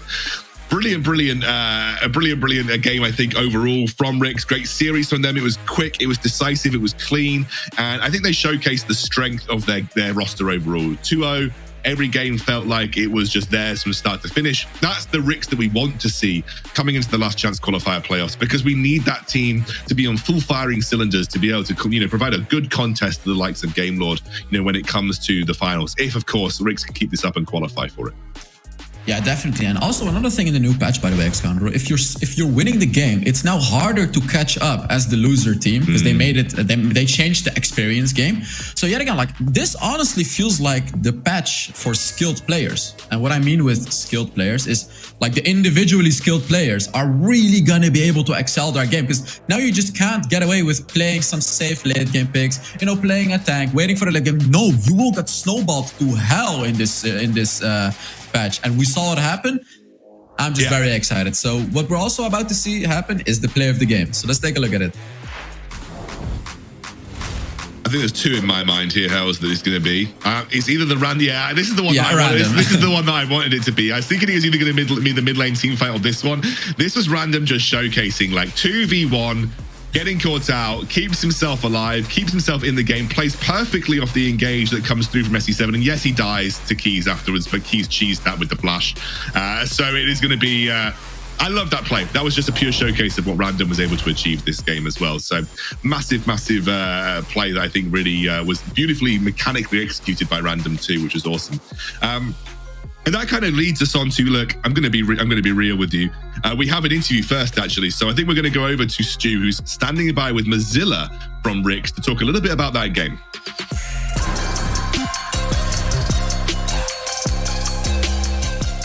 Thank you very much, Excandro. I'm indeed joined by Mozilla, the coach for WREC. Congratulations on the victory. What's your thoughts after that game? Was you expecting this dominant performance? I think people are just underestimating us for some reason. I don't know. We went without a loss through like most of the last bracket, I guess, and we only lost to Game Lord. So I don't know why some casters were still voting for Clash in this series, but I think it was pretty much expected for us to win here. For sure, and you brought out some new picks as well that we obviously haven't seen before with the new patch 3.1. I know yourself as a Baron laner with the likes of Hullbreaker and Graves with Random, Graves on Random as well, and also Jinx as an AD carry. I want to kind of open the door to you and kind of you could talk about whatever you want. What's your favorite part about this new meta patch 3.1? Honestly, I think it's the EXP changes. I feel like the EXP changes are really changing the way some lanes are being played, and some supports are not allowed to roam as much anymore, especially because they just drop down to like level 4 on objective spawn, which is completely detrimental to like their teamfight performance. So I think that's the change I definitely like the most. For Baron laners, I would say it's probably Sunderer, because it kind of pushes out these tanks like Seth and Darius who are just stacking HP, and they're just going to get rolled by Sunderer champions. No, I totally agree with you. I think Sunderer and Hullbreaker as well, what we saw, and obviously Jinx as well with Stormrazor. I think some of these items could be very interesting. Next match is Team Queso versus Team Dark. I just want to quickly get your prediction with that one. Who do you think is going to come out on top in that series?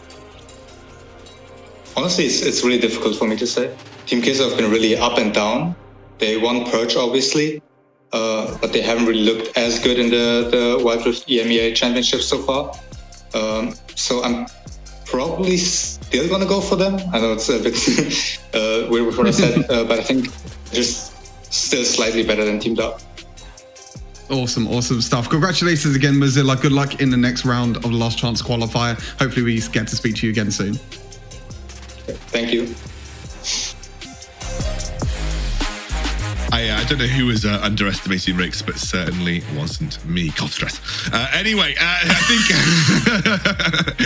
think it was a good interview there from Mozilla, and good to get his insights on the game. And I agree, the XP changes were really really impactful, because it definitely changed the way that these lanes were played out. Let's take a look at the MVP from that series. I think it's pretty obvious who everyone has chosen. Yep. So I'll let you do the honors, Hells. It is, drum rolls, Random. Of course it's Random, right? Like in the first game, we already saw Random dominate Clash. I mean, of course it was Doom with the 11-0 performance, but I want to highlight that I feel Random did more in that game. Doom was just able to get the finishing blows. But then in the second game, we saw Random on the Graves, no chance. Absolutely no chance for Clash to even do anything against him. The only way they were able to kill Random is by giving away 2 deaths in a 1 versus 3 situation, and then like barely, desperately getting it with the Lulu. So Random just showing what he's made of. And I want to see more of this guy, Xano. I want to see more of him. Like, here is the play that I was talking about, right? Like Yafet and Ayman trying to kill him, but they can't. They just can't, as you can see. Both of them were just unable to kill him. He flashed away and then got both Kazanan and Keys getting the kill, but just Random. What an amazing performance. I think you're right. I think Random deserved this. I think in the Camille game had a lot of impact that Doom was able to capitalize on. And I think in the second game clearly was showcasing the strength of why Baron laners have been given so much opportunity this patch to kind of showcase their stuff. And I think that's awesome to see. Well, I mean, that's it. That's our first series. Felt like it was over in a flash because it kind of was. The Ricks 2-0 clash in our first series of the day, which means we've got Team Queso versus Team Dark coming your way very shortly. Might be a closer series, you know, might be a bit more on the line between these two teams. I'm very excited to see how, especially with Joey, how they adapt to this AD carry matter. But, you know, I think for the time being, guys, let's take a very short break. When we're back, second series of the day. We'll see you soon.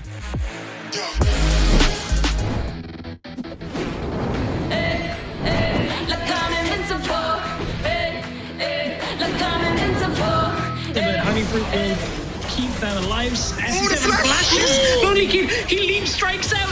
No way. SC7 gonna strike. How did they're right around the corner. Viv are gonna face check in. Solar flare into the Mega Inferno Bomb. They haven't got the damage to stick down onto Kranix yet, but he's gonna eat through Game Lord. Shockwave is gonna catch Doom out, and Doom now in trouble. Doesn't have his flash available, but it's Snitch on the sidelines. Puts damage down. SC7 has healed up. Looks like he got the Honeyfruit from the top. Chance from being caught. Force Ricks into a fight that they cannot afford to take. The Guardian Angel from SC7 as Lonely Kid rips into the backline. Clue drops the apprehend as Game Lord are gonna apprehend this game.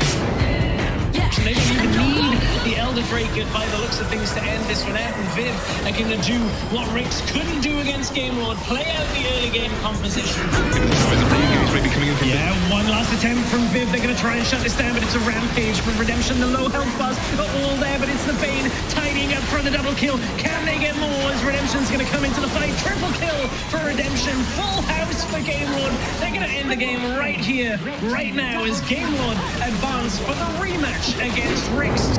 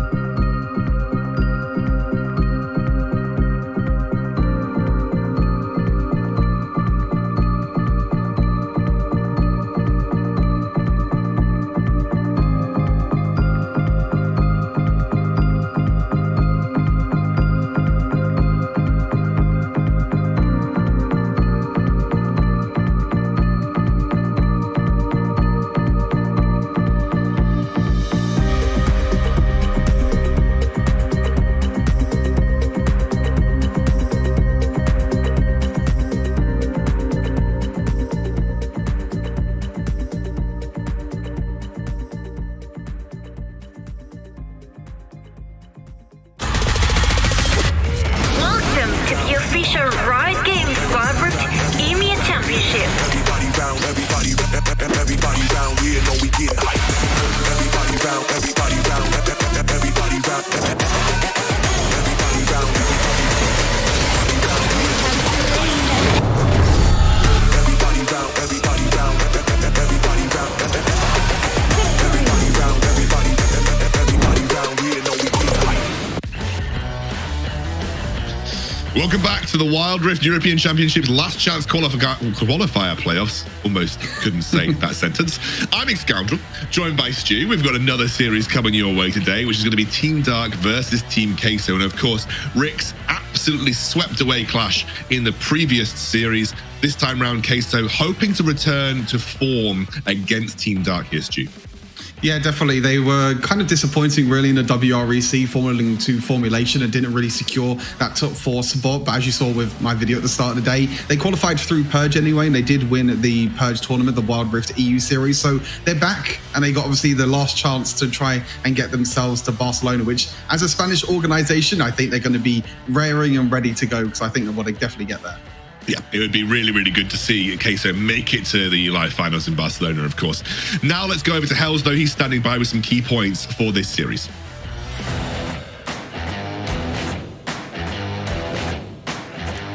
Yeah, thank you very much, Scoundrel. And just like Doom, Joey Skaggs is one of those players that is an AD carry enjoyer. We know how incredibly good he is on those AD carries, although he hasn't showed it yet in competitive because of the meta before. But I feel like now he is. He's going to do it. He's going to pick those AD carries and do a lot of good work. And then I want to talk about Team Dark. And although Team Dark seems like the underdog, right? Like we know Team Dark is the underdogs.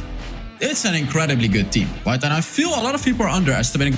I still think Team Queso is going to win, but I think Team Dark is not as much of an underdogs as the people may think. This is a very good team. They showed a very good performance before. This is going to be a very interesting game to watch. And then after, the support runs. I still think the support runs are going to be very important in this game. You know, Methonaut showing how good he is at doing that with the Braum, with the Rakan. So yeah, this is going to be a very interesting series, and I feel a very close one. So to get into the series, let's give it back to the casters. Stuart, the next Scoundrel. Thank you very much, Hells. Yeah, great to hear Hells' perspective coming into this. And I think I'm very interested to see how these two teams as well are adapting to 3.1. That's going to be one of the big talking points, it feels, for me throughout this competition, especially because it has been such a big shift in the meta. Is like who's adapting and who's not. It really felt like Clash didn't quite get the memo in a way. But, you know, you saw that WREC actually did. You know, they really, really shifted things up when it came to how they read those pick and ban phases. Yeah, definitely. I think it's quite difficult because teams only really had one whole day to prepare for the new patch. They didn't really have a lot of time at all. They had a little bit of time this morning as well before that. But I think we're going to have a quick look at the rosters as well. Most of the people know everyone on the side of Team Queso, you know, Acolyte, Andreas, Veos, Joey Skaggs, and Methanor. On the side of Team Dark, there seems to be a little bit of a switch up in the Baron lane.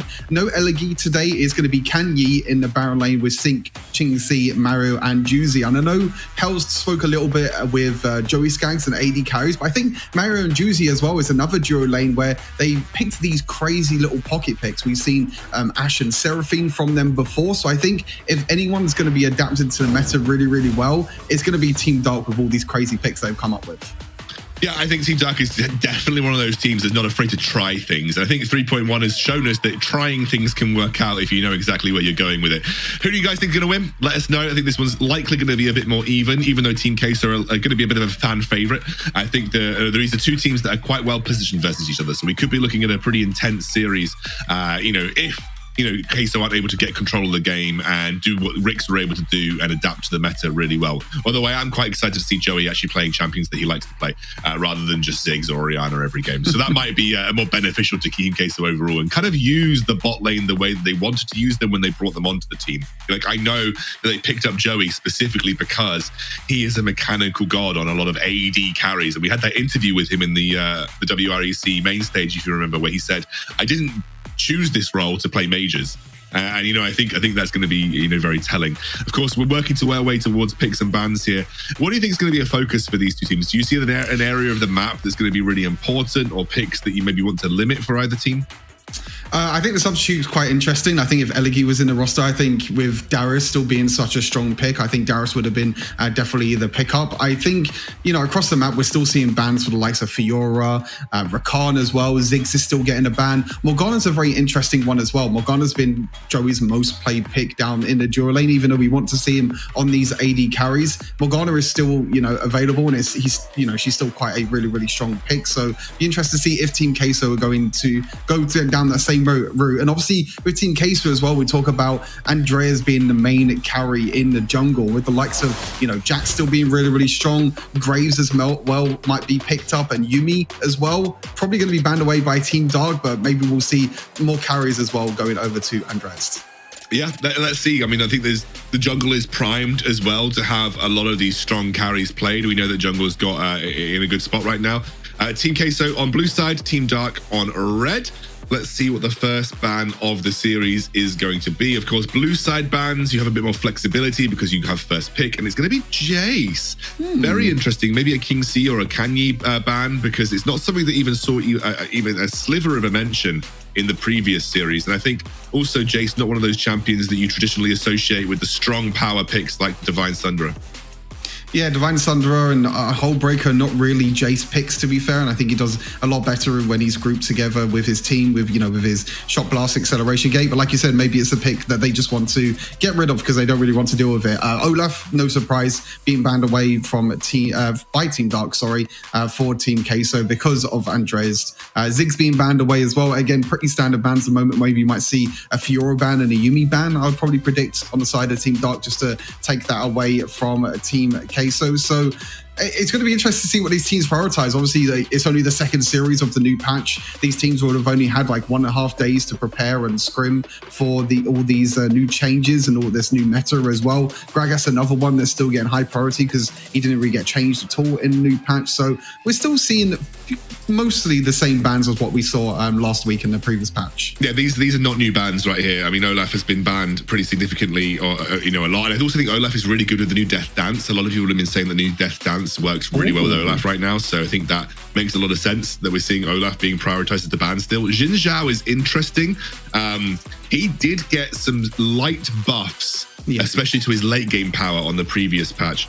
And he's also a Divine Sundera user. Like, he's a very, very good Divine Sundera user. I think it's not something that's talked about a huge amount. So I think, Xin Zhao makes a lot of sense. The Camille comes through, which opens up Fiora for Acolyte should he want it, or even Fiora for Andre if they want to pick that up. Yeah, Fiora open and Yumi's open as well. So that's two picks that we've seen Team Queso pick already, but it's the Jack straight away. And now I feel like Team Dark, you have to pick Yuumi here. You either have to pick Yuumi or you're just going to give it over to Team Queso, because I think Team Queso is going to go for this Jax and Yuumi combo. We've seen it before where Methanos played Yuumi with Olaf on Andreas before. Obviously, that's banned away this time. But now the first pick, Jax, opens up that opportunity for Yuumi. And now we have to see. But Xin Zhao's a very interesting one. Oh, interesting enough, they prioritize the Rakan instead. I mean, still really, really strong pick overall. Great teamfight champion. And Corki as well. Still seeing a lot of play, even though the kind of changes to Solari Charge Blade doesn't really benefit him too much in the early game, but maybe going for more Essence Reaver crit build instead of going for Manamune. But very, very interesting priority by Team Dark. Oh, Lulu. So not going to be a Yuumi pickup, but Lulu obviously works well with Jax. It's interesting that maybe we see a Lulu Vayne or a Lulu Jinx for Joey. Okay, that's very interesting. I don't think on-hit Varus is still a thing in Wild Rift, so we're probably looking at just the traditional kind of lethality Varus in this sense, and the long-range poke, the control and team fights. The Lulu probably there more so for the Jax here for Andre probably, or Acolyte maybe. Yeah, I think it's just buffing up the Jax for sure, like you said. I mean, interesting enough, they didn't go for Yuumi. Graves being picked up again. We saw random in the previous game. He actually put out a tweet as well, which is one of his games where he was like 20 kills or something when he was playing Baron Lane and Graves. So I think definitely a really, really strong pick at the moment that works really well with Black Cleaver, Hullbreaker, all these new items as well that are coming in. But yeah, Varus is an interesting one. You don't really see it paired a lot with Lulu. And like you said, on-hit Varus still really not a thing because Rage Blade, Lethal Tempo and things like that and not in the game. So it'd probably be Poke Varus with the Manamune Ghost Blade and everything as well, which in my opinion is still a really, really strong build. Serrader's Grudge is still a great item. Ghost Blade got nerfed a little bit in terms of the movement speed, but other than that, the Varus build is completely fine. Yeah, Varus still, I think, functions really well as an AD carry in general, and obviously still provides a huge amount of presence in teamfight situations. Like his ultimate is on like a 2-second cooldown, so he could just like spam Chains of Corruptions every single time. Fiora gets banned, Morgana gets banned away here, interestingly enough. The Yuumi also banned, which makes me think that this could be like a weird Vejos Lulu mid situation. I'm not, it's something that has been played. I've mostly seen it as part of what we call the Yi boosting strat, which is where you would have like Master Yi jungle and you'd have Lulu mid. They actually made some specific changes in the last patch to stop that being a thing, because if you have Smite, you get less gold and experience from lane minions for a little longer into the game. The Orianna does come through though. One would imagine that you have that flexibility between Corki and Orianna, between mid and bot lane, but Corki generally tends to sit more in the bot lane these days. And it means the final pickup is likely going to be jungle here for Team Dark, unless they are going to be playing Graves jungle, who did get a recent buff on the last patch. Yeah, Graves to get the buff to his first ability that deals, I think it's 150% damage now to to monsters. Akali being picked up by Team Queso, so yeah, maybe leaving that flexibility of Orianna and Corki, seeing what the mid lane matchup is and seeing what they prefer. So this looks like it's probably going to be a mid lane Akali, most likely for Vejos. Acolyte is not really a Jax pick. It's going to honestly be Jax Baron lane as well, and maybe potentially be a jungle pick here for Team Queso. There's still that flexibility. Yeah, Lee Sin is still up and available, which is Andrea's pick as well. It's going to be interesting to see if it's going to be. It's going to be Renekton, so it's going to be Jax jungle, Renekton in the Baron lane, which if I know Renekton, he's not really a Divine Sunderer user. You can play Divine Sunderer Renekton, but it's not the best. Because you just your skill cooldowns are just too long to really get huge effectiveness out of Divine Sunderer. That's the problem with anybody that wants to use Divine Sunderer is the more you play it, the more efficient it gets. So yeah, I'm being told. Well, I'm not. I think we've actually been told it is Elegy playing. So it's maybe the overlay is just wrong here. So we'll probably see Elegy when we get into game. But regardless, that is Set coming in through as well. You actually heard Mozilla talk about it in the last interview. He's like, those champions that are more health stackers, they don't do too well in Divine Sunderer meta. And obviously the Set is one of those. I think Set isn't the worst Divine Sunderer user in the world, mainly because his first ability is on a relatively low cooldown. But again, these are two champions that you wouldn't traditionally associate with Divine Sunderer. Yeah, I can totally agree with you. So we might be seeing like Blade of Rune King, Black Cleaver for both of these champions in the Baron lane, which is still really, really strong overall. I mean, Black Cleaver got nerfed a little bit. The ability haste, it lost, I think it was 5 overall. Yeah, exactly. So it doesn't really make too much. It doesn't really make too much of a difference. It's still a really, really cheap item. You can see they're still being built as first items as well. But a very, very interesting game. We're still seeing we're still seeing Varus. We're still seeing that potential of maybe Corki duo lane or even Orianna duo lane as well. So not really any interesting picks, I would say. I think it's quite interesting to see Jax being such a high priority, but it doesn't really surprise me in any way because that's kind of Team Queso's playstyle. You're going to see Andreas playing on this Jax in the jungle, and he'll probably go into maybe a split push situation as well, probably Divine Sunderer, maybe a Hold Breaker later on. But as a jungler, most of the time, you don't really build Hold Breaker unless you're going for that strategy. Yeah, and I think, junglers in general, they need to be there for objectives. They need to be around those objective fights where they can be. And so therefore, if you're taking your jungler to a side lane, you have to be damn sure that you're going to get something from it, because it obviously reduces the ability for you to kind of be active in those objective fights, which are so important, especially when it comes to things like the Rift Heralds these days, and even just when we get close to things like the Baron as well. Yeah, I can totally agree. There's a few things I want to catch up on actually with the builds, with the summoner spells actually. Mario, interesting enough, taking heal. Now, the heal did get changed in this patch. Now it's more of a really a supportive summoner spell. Yeah. If you don't know, is that the heal actually heals the most wounded nearby ally actually more than yourself. So interesting enough, like a carry like Orianna is picking up heal in this situation. I think Exhaust is kind of the go-to now on duo lane carries, especially because of the kind of buffs that Exhaust got as well, just making it that decay in movement speed instead of being 20% reduction movement speed over time. You can see that Joey actually picking up Exhaust, and Meth not picking up heal, which I think is the best combo at the moment in the dual lane. But interesting, maybe Mario's going to be playing more of a supportive style Orianna build, probably still the same build, but maybe doesn't want to focus on himself staying alive, but maybe the rest of his team. Oh, some aggressive play around this River Scuttler coming through here. You can already see that 201 has been taken down very low. One mid gets taken low too, and now Sync forced back to his own turret. Has to flash. Team Queso brute forcing their way onto this bottom River Scuttler, and they'll get away with it too.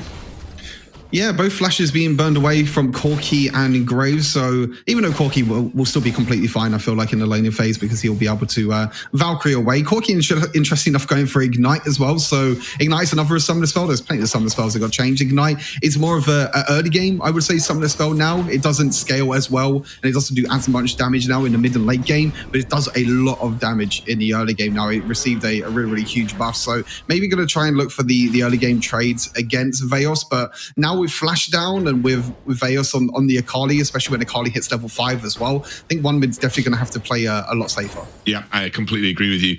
I also want to touch on that heal discussion that you were kind of alluding to. That's an interesting one for me, because I think when you've got a support like, Rakan, who's more than likely going to be the one that absorbs the damage, I can kind of see the thinking that, you as an Orianna stay back and you use the heal because it's going to have the effect on Rakan, which kind of makes sense if you're having Rakan absorb the damage. But obviously it's just a little riskier. Like, it's a bit of a riskier way of playing it. And like you said, the exhaust is a little bit more, I would say, tangible all round. Or even I know Barrier got nerfed in a couple of patches ago. Even Barrier, just provides you a little bit more stability. But I kind of understand it, especially if you want to have an aggressive support. Like, you wouldn't really see a Leona pick heal in a kill lane, right? You still want her to go Ignite. So it kind of makes sense that if you're having a Leona go in, you kind of want to provide her with that extra heal support in the middle of a fight. So I do kind of understand it from that perspective. That's a really good point, actually. And we see Rakan dashing in. Yeah, he's going for it. One mid gets taken down low. Vejos actually flashes away to make sure he doesn't get locked up by an ultimate. It's going to be first blood going to 201. I did not expect that. Got a little caught off guard myself. And Andre now getting taken down by Sync. Low HP, but he's going to go for the counter-strike, call an ambulance, but not for me. But actually for me in the end. Actually, 201 manages to get out of it with that tower shot not quite finishing him off. Yeah, the meme nearly worked out. It nearly worked, but it almost worked. Unfortunately for Andreas, he does fall down in the end. I think looking at the build as well, it looks like Andreas is going for Trinity Force, so doesn't really want to go for the tankier Divine Sunderer build. I think because he'll have the Lulu there to provide him with shields, more attack speed as well. So interesting enough that, I think this is a great thing about the items like Divine Sunderer and Hullbreaker coming in, is like these bruisers now have more diversity with their builds, and now you can kind of adapt to, depending on the situation of the game. Death Stance is more of a armor item now. As we look back at the replay, really nice knock-up to actually predict a dash by Veos. But Veos jumping back in as well. It was actually one mid that got caught out. You can see the damage already by Andreas in the early game. Uses the flash as well. Tried to escape. I feel like he could have escaped if he just kept on running backwards here, but he wanted to try and go back in to try and make the little outplay, but unfortunately does get taken down by Sync because there's a dragon fight. Yeah, Andre goes in, trying to get onto one mid for the time being. He's getting taken down very low, 3 versus 1, tries to smite himself down, but he will drop. Vejos is in the pit though, has got that executing ability, and he's now 1 versus 3. Huge damage coming out into Sync. Does have the support of Orianna on the Mario right now, and Elegy tries to flash Facebreaker this. It is Team Dark that come away with the dragon, but Team Queso come away with a few more kills.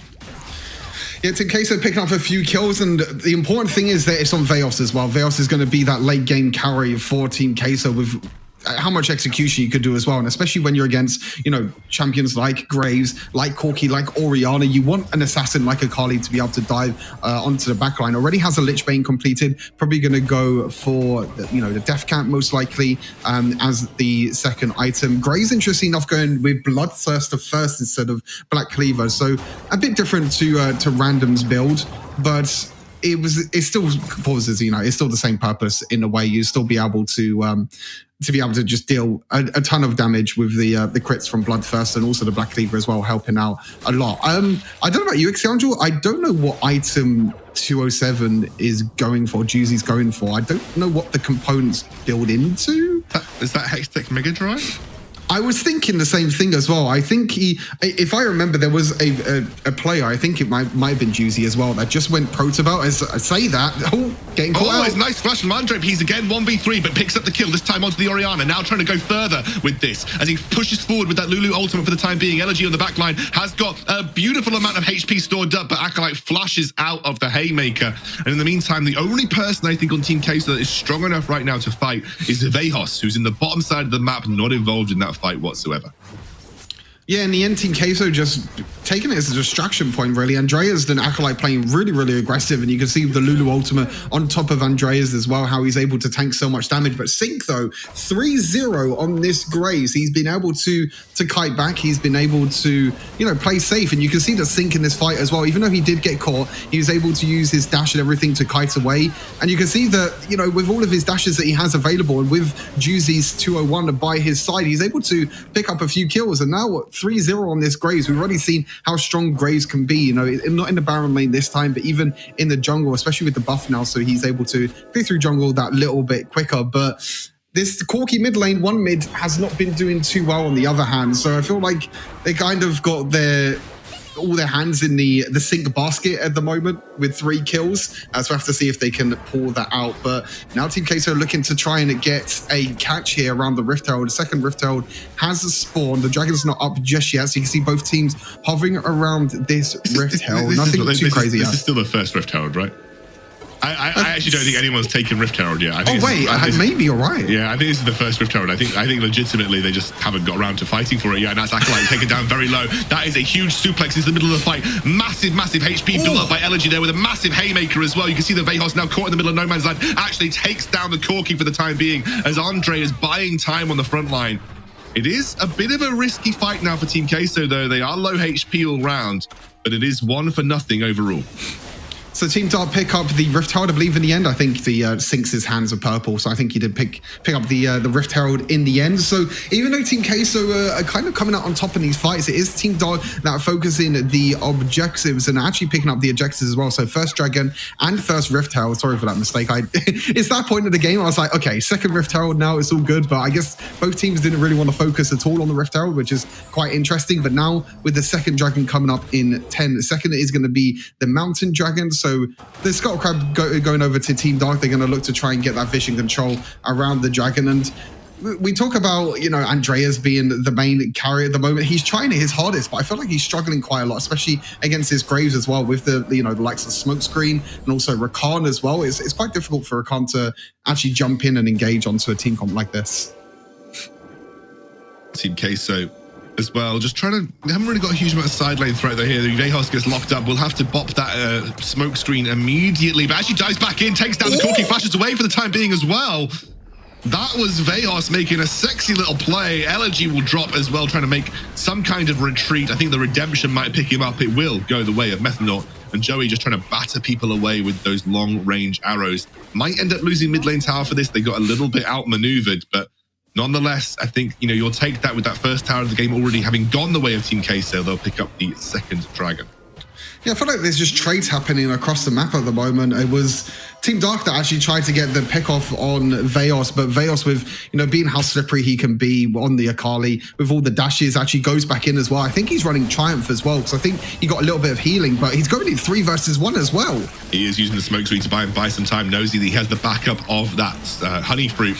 Looks like in the meantime, though, a little bit too much in the mid lane as Joey drops down with that Chains of Corruption. And that'll allow them to pick up a kill onto the Graves. It looks like, I think Acolyte and Andre maybe got a little bit over antsy for that mid lane tier 1. And I believe it might look like Acolyte sacrificed himself to take down the tier 1 mid, which I think is very fair. Yeah, I think that's fair enough. I think you want to try and take down that tier 1 mid lane tower because your one's also gone down at the same time. So now both these carries as well, as we look back at this play, it was just, Acolyte just stepping up a little bit too far. And you can see that Corki still can do a lot of damage, but whilst Acolyte is the distraction, Andreas is able to take the tower and jump away really easily. So again, trades across the map. It's Team Queso that are looking to look to defend the Baron lane tower. They did in the end as well. They got a few kills. And then the mid lane, it's taken down, Team Queso was able to take down the mid tower. And you can kind of see with that, with the goal difference as well. Even though Team Queso do have a bit of a kill lead, they also have a tower lead as well. The goal difference is actually not really as high as what maybe you would think. No, I think a lot of that is because Sync has been performing so well on this Graves. You can see the value of the pick, especially in the jungle. His clear speed's much quicker. I think people are starting to see Graves shift his way back into the meta right now. And so Sync as well, looking in a good spot. You can see the Rabadon's Death Cap and Stasis has been finished up for Vejos, though. He's 10k gold, the most gold in the game right now. Looking really, really strong. Andre, though, tries to find his way into the fight. Again, once more, face checking into that Rakan, who's already popped that quickness to try and buy some time. Acolyte now zoning away with his own ultimate Dominus. As you can see, the Sync goes in and the counter-strike comes through. He actually uses the stasis immediately. Vejos in the backline, trying to find some kind of execute. He's suplexed out of the fight. They don't want him anywhere near that backline. And Energy by himself, just crushing that backline of Team Queso. Joey trying to buy time here right next to the entire team. Great stasis. Can he survive? There's a double stun coming up on Andre. He's going to try and take down Sync. He might drop to the red buff. He's so low, he does. And now Mario goes down too. Red buff MVP. Andre picks them up, and that is a Team Queso ace. Team Dark threw everything at Team Queso there. They were trying so hard because Team Queso honestly felt like they overextended a little bit with Andreas jumping in. I see Elegy try so hard to knock Vejos away, but they weren't able to finish off Team Queso. And as Andreas is scaling up, as he's stacking the passive as well, and you can see it back in this fight as well. Elegy on the side, he was looking to try and make a play, tried to flash in and maybe suplex Joey, but unfortunately wasn't. Because see how overextended Team Dark is. Elegy tries so hard to try and get Vejos really away from the team. The shockwave lands as well, but the damage is just not there for Team Dark. You can see Joey, brilliant time stasis here to deny the knockup, and Andreas as well, flashing forward with the counter strike as well, dodging all the auto attacks. You can see red buff, kill, red buff, another kill, and a quadra kill for Andreas. And speaking of Andreas, he actually has to pop that stasis in his own right, has that ultimate still going, actually bounces out over to Methanor. Methanor played that super nicely. I know, literally got him out. Joey Skaggs now forced to pop the Chains of Corruption, and it will buy enough time. In the meantime, Vejos just chilling in the side lane. Another tower goes his way. You can see that I think Team Dark are really looking for Elegy. Oh my god, Elegy now. Oh, beautifully timed from Vejos. Doesn't quite find it, but will use the second charge of his ultimate. As you can see now, Acolyte trying to get into the fight. They're trying to force a 4v4 while Vejos knocks on the door of those inhibitor towers. Andre is unstoppable with that Lulu. And the counter-strike comes through again. Knockup is there. He bounces back out over the head of Joey onto Methanor to keep himself alive. And Vejos picks up an inhibitor tower at the same time. Team Queso have woken up and they're making things happen. Beautiful 1v1 there by Vejos. You can see 8, 1, and 2, 14,000 gold. So much gold for Vejos. You can see with the Lich Bane as well, he's able to take towers so quickly. He can just keep spamming his abilities, use his smoke screen as well to give him more energy so he can use his abilities, and then auto attack in between. And that means his auto attacks are empowered. That means he's able to take the towers very quickly. You can see how much burst damage as well you get for against Elegy, because Elegy is not really going for a tank build. He's going in again. He's going in again right now. 1 versus 2. Vejos has got a lot of damage. Oh, 6 just dead. Just absolutely evaporated. And Vejos finds 2 like they were never even there. Absolutely deleted off the face of the map, and Vejos has come here to play today. We were talking about Andreas being the main carry for Team Queso, but Vejos is like, let me show you my Akali, and he's going in again! Disgusting! Oh, it's a double kill for Vejos. He wants more, though. There's the shockwave. Doesn't quite land on Vejos. You can see the Acolyte just trying to set his teammate up for success here. Can't quite do it as the Baron drops to a 3-man squad. There we go. There's the stun. Straight in. Oh my god, what on earth was that HP? Vejos is doing disgusting damage right now. He has 4 items already. The Infinity Orb as well means he can crit. And he's just doing crazy damage. Like I said, I think he's running Triumph as well, because I think he's actually healing the whole time. We have to see back at the replay. Great stasis timing to deny the knockup by Juicy. But you can see he just uses his first ability, uses passive, and boom, the ultimate, the execute. And you can see the extra healing, which means that even though you can get the healing from Triumph, but that also means that you deal more damage to enemies when they're below 35% health. And already Akali has crazy execute damage with her ultimate, and you can see that he's just able to one-shot, and just absolutely disgusting. And Acolyte could be in a bit of trouble, but Vejos is here. Acolyte got his ultimate, no he doesn't, but Vejos is here to back him up. Legendary on him. Unbelievable amounts of damage just with that empowered basic attack. Oh my god! What am I watching? The guy's HP just disappeared. Oh, Oh, the rest of Team Queso cleaned things up. That was the most disgusting thing I have ever seen in Wild Rift. And Team Queso take the win here. First game of the series. Team Dark definitely looked competitive, though, over the first few minutes of this game. It was only when Vejos got a little more unleashed, only when Vejos was given a bit more scope to do what he does best, was it that Team Queso were kind of really able to wrestle control of this game. The scaling was there for Team Queso, and my God, Andreas with a quadra kill, Vejos just running around the map like it was absolutely nothing. It was just easy for him, I felt like, in the end. And like you said, Team Dark, they were very competitive in the early game. I think they even had a little bit of a gold lead at some point as well in this game. But Vejos, he got a few early kills, and with Akali, if you can get a few early kills, if you can get your items, you could just do so much damage with this Akali, because the smoke screen just allows her to turn invisible. You can do a lot of execute damage, as I said, with Triumph as well, dealing even more execute damage. And even though it is the Andreas party with Team Queso, and Vejos was like, you know what? I'm going to show that I can be the MVP as well. And you can see he's playing so aggressive. He's playing so confidently as well, which is we've seen Vejos play champions like Akali before. We can see that he can play with such confidence, and Andreas as well, getting the quadra kill in this situation. Just a great overall mid-game performance by Team Queso. Yeah, I think Team Queso just played this excellently from start to finish. I think, there was a little bit of a shaky moment in the sort of the past 4 or 5 minutes where they weren't quite playing around those first objectives the way they would have wanted, and they kind of gave a bit too much over to Sync in the jungle. But Vejos was able to just pull it back. I want to show you the damage that he's doing right now on this Akali. Absolutely disgusting. Again, Elegy's supposed to be a kind of bruiser tank. Doesn't matter. One basic attack takes away like half of their entire HP. Watch that one mid, just like two abilities and a basic attack, and the guy was dead. That is disgusting how far Vejos was able to get himself ahead, and that was obviously the end of the game. And you can see here 14-1-3. Angeles had a good performance as well, 8-3-6. Joey did what he needed to do from the backline, didn't die. Neither did Methanol, and I think Acolyte was there mostly to kind of beef up the front line and set his team up for success. But it was the Vejos party from start to finish here. 17, almost 18k gold in the bag with 33k damage dealt this game. The man was on fire. He was on fire, and even though there wasn't really a lot happening in the duo lane, and we didn't really talk much about Joey and Methanol, they did their job at the end of the day. And you can see that when it got to the mid lane, they were able to accelerate their gold lead with the scaling comp that they have, with Jax getting a few items, Vejos getting a few items on the Akali as well. And then Joey was just sitting in the back line with Methanol, using the crowd control, using the poke to be able to just deal a lot of damage. And Methanol as well didn't die throughout the single game, but used that wild growth to perfection, just keeping his team alive. And like you said, Acolyte didn't really do too much, but he was that frontline tank for the team that they needed, which allowed Vejos to run around and deal just disgusting amount of damage. 33,000 damage in that short amount of game. It should be illegal. Feels like when I watched it, it should have been illegal. Let's take a look at the play of the game here, see what really stood out for Team Queso as a moment that kind of influenced the overall impact of the game. And yeah, I think this is the right call. This is a really cool team fight. Yeah, I agree that this is definitely the play of the game. You can see Elegy trying so hard to kind of zone Vejos away. And this is really the fight that Vejos didn't really do too much, but instead it was Andreas. Then it was Joey and Methanol, which I said didn't really do too much, but they were able to just use that poke, use all of their abilities and the shields and the healing as well. And red buff MVP indeed. Look at that quadra kill for Andreas. And 2 of them kills were by red buff as well. So Jax seeing a lot of gameplay.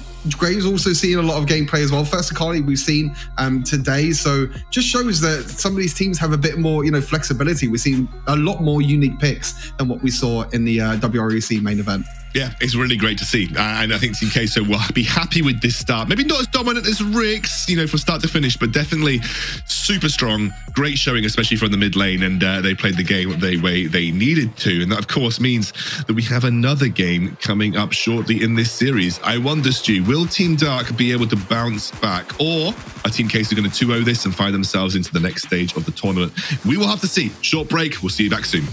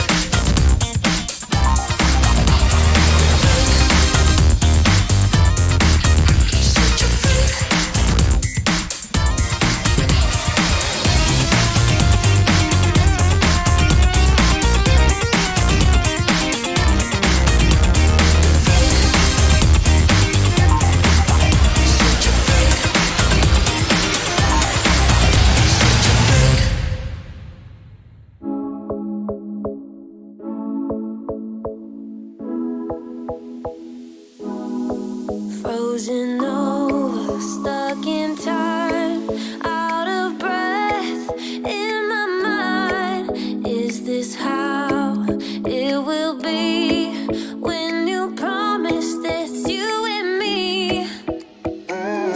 Could it be us? Could it be us till forever? Till forever, forever us? Could it be us? Could it be us till forever? Till forever? Say you'll be mine. Say that you will, say that you will. Say you'll be mine. Say that you will, say that you will. You will always be the deepest part of me. Heavy hearts healed in time, memories stuck in mine. Never believed I'd start again, that our search was at its end. Could it be us? Could it be us till forever? Till forever? Say you'll be mine. Say that you will, say that you will. Say you'll be mine. Say that you will, say that you will. You'll always be a part of me till forever. You'll always be a part of me. Say you'll be mine. Say that you will, say that you will. Say that you will. Could it be us? Could it be us till forever? Till forever, forever. You ready?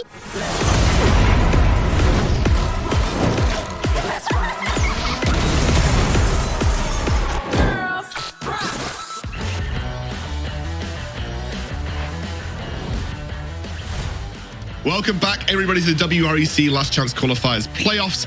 Mink Scoundrel joined by Stu, and we saw Team Queso firing on all of their cylinders, just like we saw from WREC. It was a great performance from them. Confidence-building performance, which I think is really important in this very crucial stage of the tournament. And of course, they just now are one game away from putting Team Dark into the lower bracket. Stu, big takeaways. Felt like it was obviously Vejos, but in general, Team Queso looked like they were doing what they needed to do across the board. Yeah, I can completely agree with you. Even though the early game was a little bit shaky, but I think when it got to the mid game and when their carries, Andreas and Feos, did get ahead, they're able to control the team fights a lot better. And Team Dark found it really, really hard to actually get on top of the back line, get on top of Veos, get on top of Andreas and these carries. And they're going to have to try and pull off something a bit crazy, which they've done before. They've picked up some crazy pocket picks before, Team Dark. That's what I want to see again from them. Absolutely. Now, let's see. I think, obviously, our resident analyst sitting on the sidelines here, our boy Hell's Devil, was watching that first game and has some thoughts about how things can play out in the second.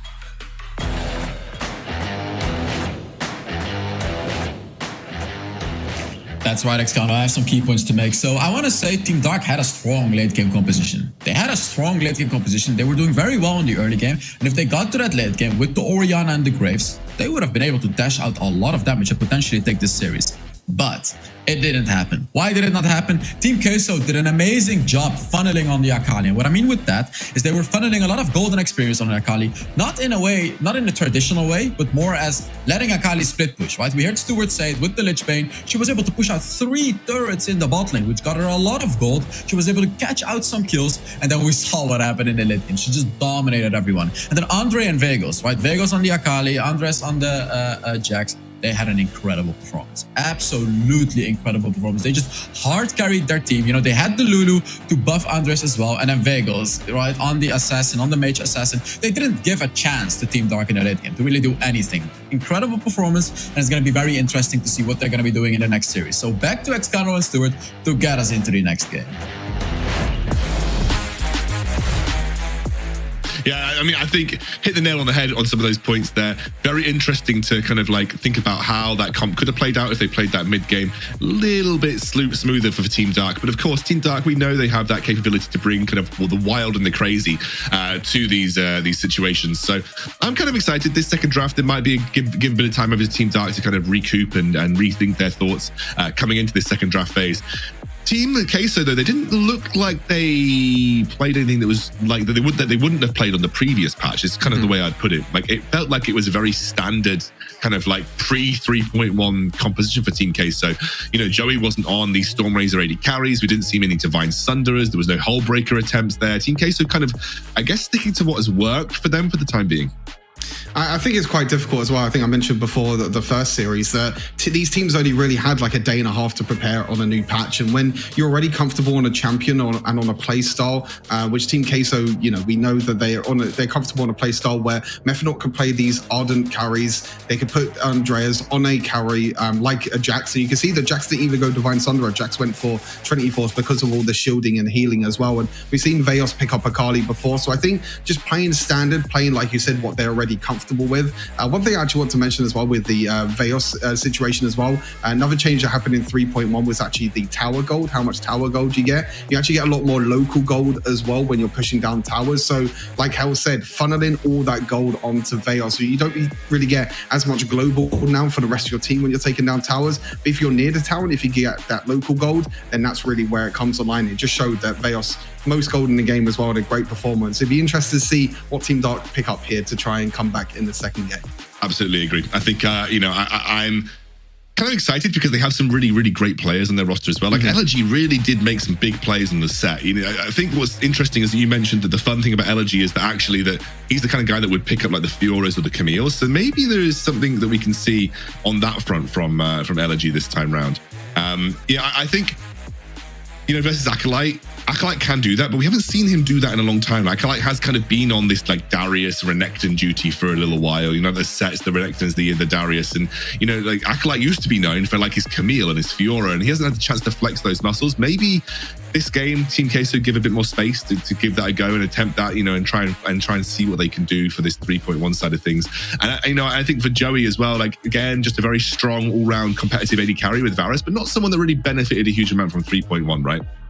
Yeah, I think Varus's build and everything was pretty much the exact same. Nothing's really changed. Went for Edge of Night, was going for the Serrader's Grudge as well. So nothing's really changed for his build. And I thought when I saw the Lulu as well, I was like, maybe we get to see Joey on that hyper AD carry, like the Vayne, like maybe Jinx as well, what we saw from Dune. Unfortunately, we weren't able to, but maybe this is a game, like you said, maybe this is a game where Team Queso try and find something new because they kind of have that one game now that they can fall back on. Even if they lose this, they can still come back in the third game as well. But I think at the same time, I think both these teams just want comfort champions for themselves because it is a new patch. They don't want to do anything too crazy. And as we mentioned, you know, this is a last chance for these teams to get to Barcelona as well. So you don't really want to be taking any of them huge risks, which is why I think Rix is a kind of a level above all of these teams because they're willing to take that risk. They're really willing to, you know, pick up these champions that we don't really get to see too much. And we finally get into picks and bans for game number 2. Team Dark is going to be on the blue side now, interestingly enough, with Team Queso now on the red side.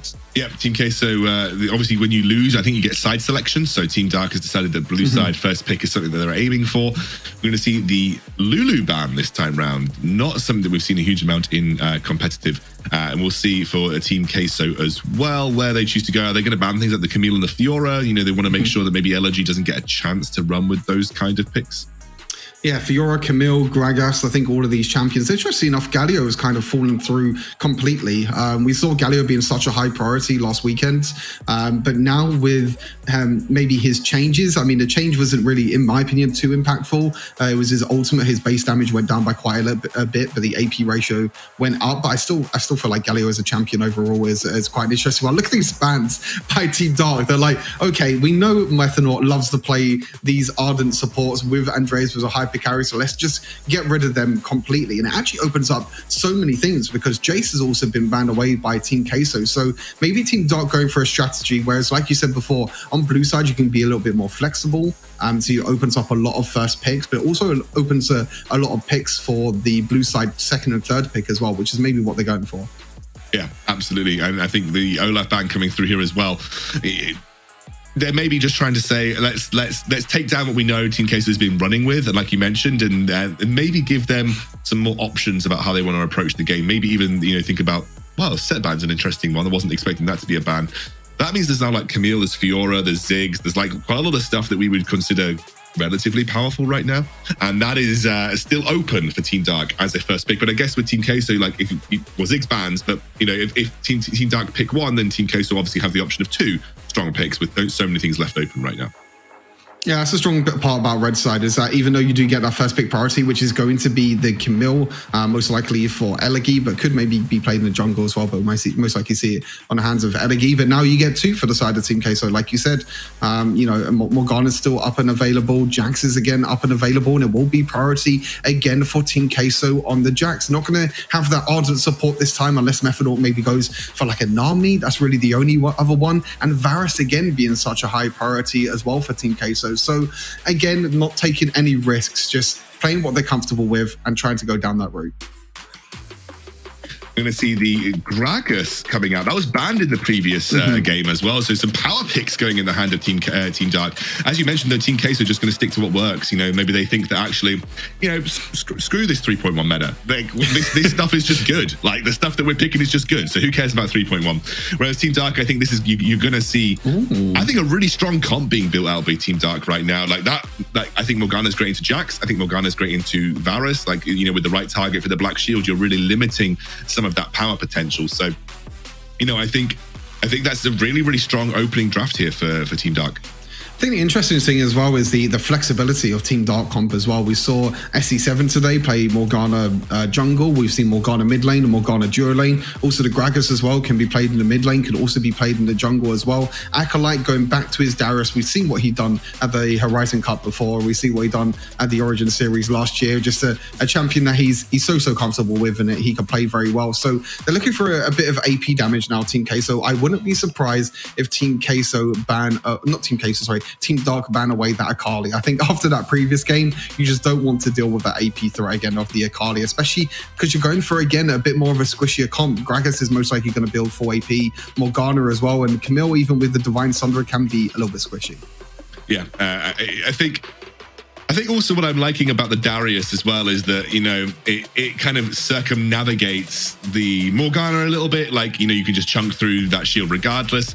And obviously, like, I think that, with strong melee picks being picked up, like, Darius is always considered the really strong anti-melee pick. So now if you're looking to build a comp that has a lot of all-in potential, a lot of melee picks, Darius is already putting a stopper on that and saying not really going to happen as easily. And plus, it's an absolute power pick for Acolyte. Like, it's one of his best picks. So, however, it's pretty terrible into Camille. I think most people who are at the high-level matchups between Darius and Camille would say Camille generally has the edge in that matchup, just because of the shield and the way that it blocks the bleed damage from Darius.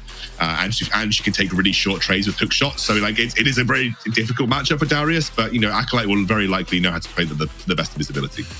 Yeah, interesting enough, Team Queso actually ban out supports themselves, and also there's a lot of supports banning away, but Rakan is still open. I was about to mention this, you're banning away Braum, Galio, and Thresh, but you've completely forgotten about Rakan. I still feel like Rakan is still up there as one of the best supports with, maybe, with the Hextech Mega Drive change as well, could be a pickup for Methanol on Rakan, but a great team fight. And you can see the Team Queso is really starting to get this great team fight comp going with the Rakan, with the Darius, and all the Xin Zhao pick. Now, I was going to mention this a little bit in the previous game, but we didn't really have enough time. The Xin Zhao ban came through. Xin Zhao is a very interesting one because, like you said, does work really well with Divine Sundra, does work really well with Black Cleaver as well, and did receive the buff. And I'll be honest, I played solo queue yesterday against the Xin Zhao, and my health just got evaporated completely. So I'm not really surprised to see a Xin Zhao. It will be interesting. It does work pretty well against Darius. It does work well against Xin Zhao and even Rakan as well, because he can knock the champions away, and also with Janna as well. So Janna Morgana duo lane, it's really interesting comp. And Akali again, I mentioned it, if you don't ban it, Veos is just going to pick up again.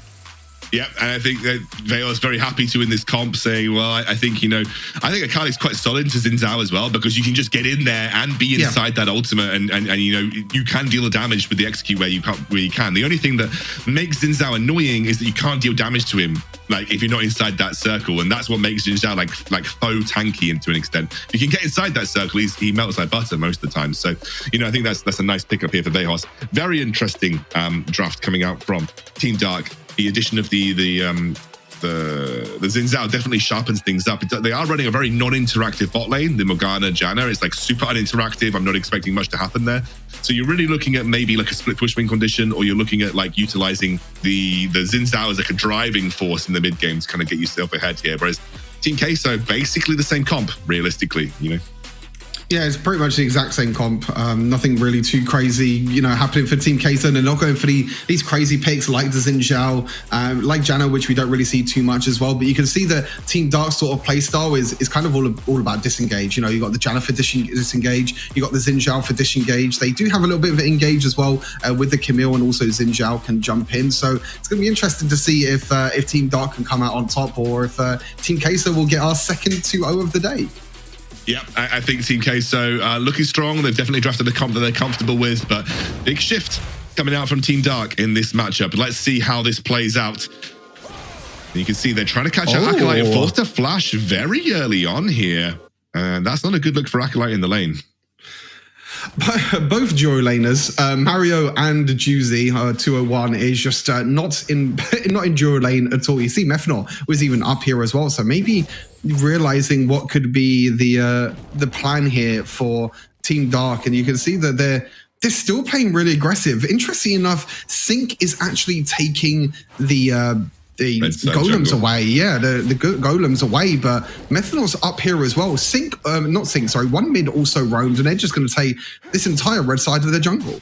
Yeah, they're trying to go for a very aggressive invade onto the Jax here, because the Xin Zhao kind of can do that, especially with the support he had. They've sacrificed so much experience on 201, but then, to be honest with you, so has Methanol. Methanol has run around like a headless chicken and done absolutely nothing. So, yeah, I think that's a good start. It's a full red side clear on the Jax's red side jungle, which is going to be very difficult to come back from, especially because, you know, 201 is ensuring that priority stays put in the mid lane to allow for as kind of an easy way for Sync to get into his own red side jungle. You can see Methanol has now head down towards the bot lane. I actually think Jax could, or rather we could see Andres maybe go towards that red side jungle, because you can see that Joey and Methanol have got control there. But it will just be going for the River Scuttler for the time being.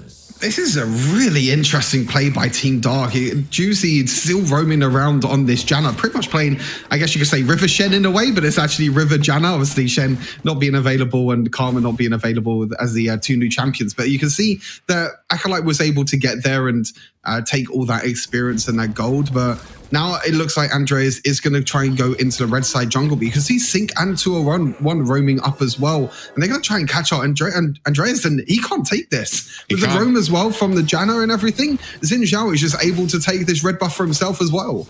Yeah, absolutely. But there is a level 201 right now. So it hasn't actually, I wouldn't say it's like resulted in a massive net game, because you are right now still equal as Andre, and you should be able to kind of keep yourself relatively in the game. Of course, that will change once the blue side clear comes out from Sync.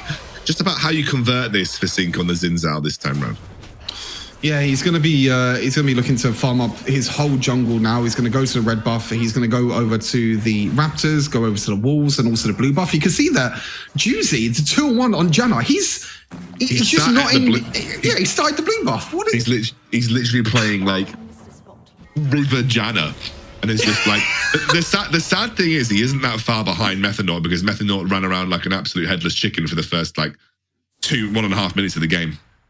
But both of these supports are just running around the map like they just completely ignore it. We're basically having a duo lane matchup between Varus and Morgana, sorry, but look, Janna's here again. The shields or tornadoes and everything, and can't go for a 1v1. Yeah, exactly. Even though Veos tried to go for the 1v1, Janna was just here, and you can see Methanol, he was going to go down to the duo lane. Now he's going to roam back up again and Sync again, playing really, really aggressive, trying to just deny as much farm away as possible. But as you can see by both the levels by Andreas and Sync, there's not a lot of level difference, even though Sync was able to deny so much in the early game. Yeah, I think even if you see Andre take this camp, like he will be close to level 6 regardless. So all of this roaming, all of this posturing, almost peacocking, hasn't really resulted in a massive net gain for Sync at this point in time. He's only about 200 or even 150 gold ahead of Andre. So it's not even like he's suddenly come away with a massive gold lead either. And 201 or Juicy is a little behind. He's actually not even level 5 yet. Methanol has actually been able to generate a relatively decent XP advantage here with the Infernal Drake coming up. Let's see what River Janna can do.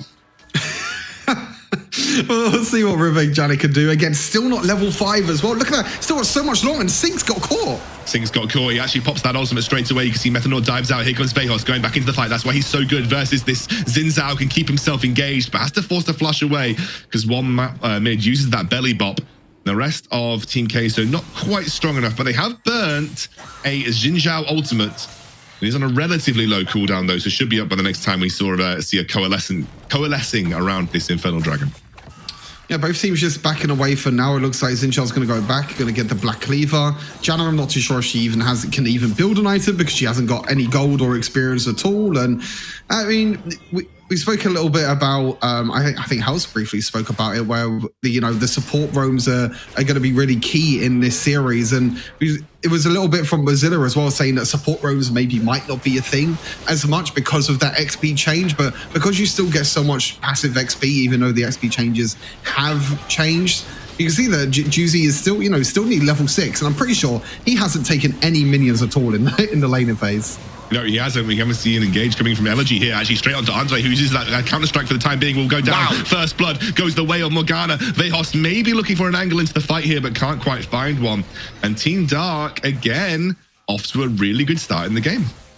Yeah, they get the early game advantage again. They take the first dragon. They take a kill as well. And Team Queso couldn't really get themselves into that fight, to be honest with you. And now they're going to try and look to get the first dragon tower as well, And with no one from Team Queso here, and Team Queso are just late to the party. Team Dark are just rotating around the map as a grouped unit. And you can see here that it was actually Andreas that looked to go forward, but you don't have a Lulu this time, buddy. You can see how quickly he just gets completely deleted, really, to be fair, with all the combo. You can see the Chain of Corruption was able to go just chain across the whole of Team Dark, but Joey just wasn't able to step forward enough. Interesting enough that actually an Acolyte has gone for Divine Sunder. Yeah, but enough about that. There's another fight. We've got another engage here. Methanol actually forced to flush away. Andre using that to counter-strike, and it will be Vejos that picks up the kill. That's not what you want to see if you are a Team Dark man. You want to see Vejos not getting this much golden experience. He's still going into the fight, pops that ultimate. It's enough to ward them away. Andre, that's a little wild, if I'm completely honest with you. Elegy will be able to force the rest of Team Queso back. I'm not entirely sure I was on the same page as Andre there. Yeah, Andre playing a little bit too aggressive. Like I said, maybe thinking that he has a Lulu by his side, but unfortunately you don't have a Lulu by your side. And Elegy is in the same situation now. He might just be dead. Yeah, I think Elegy might drop down here. Uses that Hextech ultimate to buy some time, and Vejos will end up taking the kill. Unfortunately, Juicy could not get enough shields off to allow him that opportunity to escape. However, with Sync heading up towards that top side of the map, they're not going to be able to get that first turret on the top side for Team Queso. And Team Queso just struggling right now to actually kind of get real tangible advantages off the back of some of these skirmishes. Yeah, I think it's kind of the same. It's similar to last game, really. Whereas both teams are kind of just taking trades in the early game, and no real advantages are happening. But when it got to the mid and late game, that's where we really saw Team Queso able to out-rotate Team Dark and just take the objectives and take the towers and use Vejos as that split push potential, which you can see it is the exact same situation this game. Vejos looking to split push, use that Lich Bane to pretty much delete the towers. And yeah, going back to the point, interestingly enough, the Divine Sunder is being built by Darius. And okay, I thought I wasn't going to be able to talk about it again, but yeah, you don't really see Darius as really a Divine Sunder user, to be honest with you. I still think Black Cleaver is still a great item on him with Dead Man's Play on top of that. But maybe realizing that he is against the matchup, but Vejos has got caught, but he's all good for now, and Andre will back away. But yeah, maybe realizing that he can't really go for this Black Cleaver Black Cleaver Dead Man's Plate builds because of Divine Sunder. Maybe adapted his build because of that. I think Divine Sunder is not too bad on Darius because he was an okay Trinity Force user beforehand, right? Because you have a relatively low cooldown in your second ability. I actually think Divine Sunder is better for Darius overall, though I say that Joey has to use the stasis. It's a nice stasis, but the rest of the team is going to lock him down. He won't be able to get away and will get knocked out. Won't quite lose the mid lane tier 1 for the time being, though. Yeah, they'll be able to. Well, they'll be able to push out the lane. In the end, they won't be able to take that mid lane tower. It looks like he's going for Dead Man's Plate as the second item. So just more tankiness, really. To be fair, you got quite a lot of health and quite a lot of stats from Divine Sunderer. Your Dead Man's Plate on top of that as well. Looks like potentially we might be seeing a Death Stance by Elegi as a second item. Already seen Death Stance being picked up quite a lot, and against the likes of a Darius, a Jax, and also Varus as well. Not a bad pickup, to be fair. And you might be seeing Xin Zhao doing the exact same thing, maybe after the Divine Sunderer second item. I think. Oh, wait a second. We have a little bit of a fight here. Elegy gets caught out. Methanol does try to go for the charm, but can't quite find it. As you see a flash in. That's a great exhaust, though, to buy some time. As Joey is being focused down. Elegy's trying to take him down as well. Forced to flash away. They'll trade 1-4 at the end of the day, but now Vejos is here again, churning those kills. And that is another great start. A double kill for Vejos. They're going to try and get more from this with Sync as well on the front line. It's 2 dragons the way of Team Dark, but they have been losing that gold across the map right now. Yeah, Team Queso able to take that Baron Lane tower. They took the dragon, but to be honest with you, it's Team Queso again, you know, using the team fights to pretty much perfection. And Vejos again on this Akali. I'm still really surprised that Team Dark didn't ban it away. They had the opportunity to ban it away in the second banning phase, but they're like, okay, you can pick up Akali this time. We have a counterplay to it, and the counterplay is the Camille and the Xin Zhao. But unfortunately, you know, the flash in by Mario is really good, but the exhaust was key. And I spoke a little bit about exhaust on AD carries, and that just shows there that it can be really strong on AD carries because you can use it as kind of a way to stop the damage coming out from these main carries. They're going to look to try and jump onto you, and you can see it worked out wonders there for Joey, even though he did go down. And Akali might be in a little bit of trouble. Good healing though. Yeah, really good healing, and he's buying some time right now as Elegy actually gets dunked, but doesn't have the stacks to really make it worth it, and he will end up getting away for that scot-free. In the meantime, though, look at Andre. No one's with him. Methanol is buying time at this moment as well, and you can actually see Joey and Vejos making their way over towards that top side of the map. They're trying to allow Andre a bit more time to go for this, as now Vejos picks up the first kill, trying to take out Sync, who's dragged over the wall as well. He's still in the realms of Vejos, and we just mentioned how good Akali is versus Xin Zhao. And Vejos again, a triple kill on the Akali. No one can stop this madman on the Akali, and this is the guy that's bringing Team Queso to victory as he now chases down that mid lane. Another stasis for the time being, dodges away from that barrel. You can see Andre has the counter strike ready to go, and Team Dark are just falling apart at the seams. Another small advantage that Team Queso were able to pry open with the absolute, I don't know what do you call it, like crowbar of Vejos, and they are able to just run away with the game. Yeah, it feels like it's the first game all over again, to be honest with you, Excalibur. It's Team Dark, they were able to stay competitive for the first, 10 minutes, 15 minutes, but they're just overextending really a little bit too much. You can see the overextension here in the Baron lane. They're trying to get this tower, they're trying to get the advantages, but you can see the rotation from Joey and Vejos. Look at the mini map, both Vejos and Joey being able to rotate up to the Baron side of the map for Team Dark. You can see Vejos is just easily able to just dash around and take out pretty much the whole team of Team Dark. You can see that, yeah, just ban away Akali. Just don't give Vejos Akali. We've seen it 2 games in a row now, and honestly, it might be a little bit too late for Team Dark now. But like you said, they're pretty much falling apart now. And even though they do have, they are staying competitive in this early game, it's just the mid game and the rotations by Team Dark that are just not there. No, and I think also just Vejos is an absolute predator when it comes to finding his opportunities. Like, he sits and waits and then just finds the perfect time to kind of snowball a game in his favor. And he's done that both games in a row now. And it's meant that he's very difficult to deal with. I can see the Dead Man's Plate Divine Sunderer combo coming out from Acolyte. So a bit tankier, designed to be a bit more sort of a sustaining bruiser, able to dish out and take a bit more damage in that sense as well. A very classic build from Andre, by the way. Look, he's going for the Sterax Gauge, so nothing changing for him on his Jax play. It's really just the Divine Thunder is the only new addition here for Acolyte, really, compared to what we would have seen from Team Queso pre 3.1 anyway.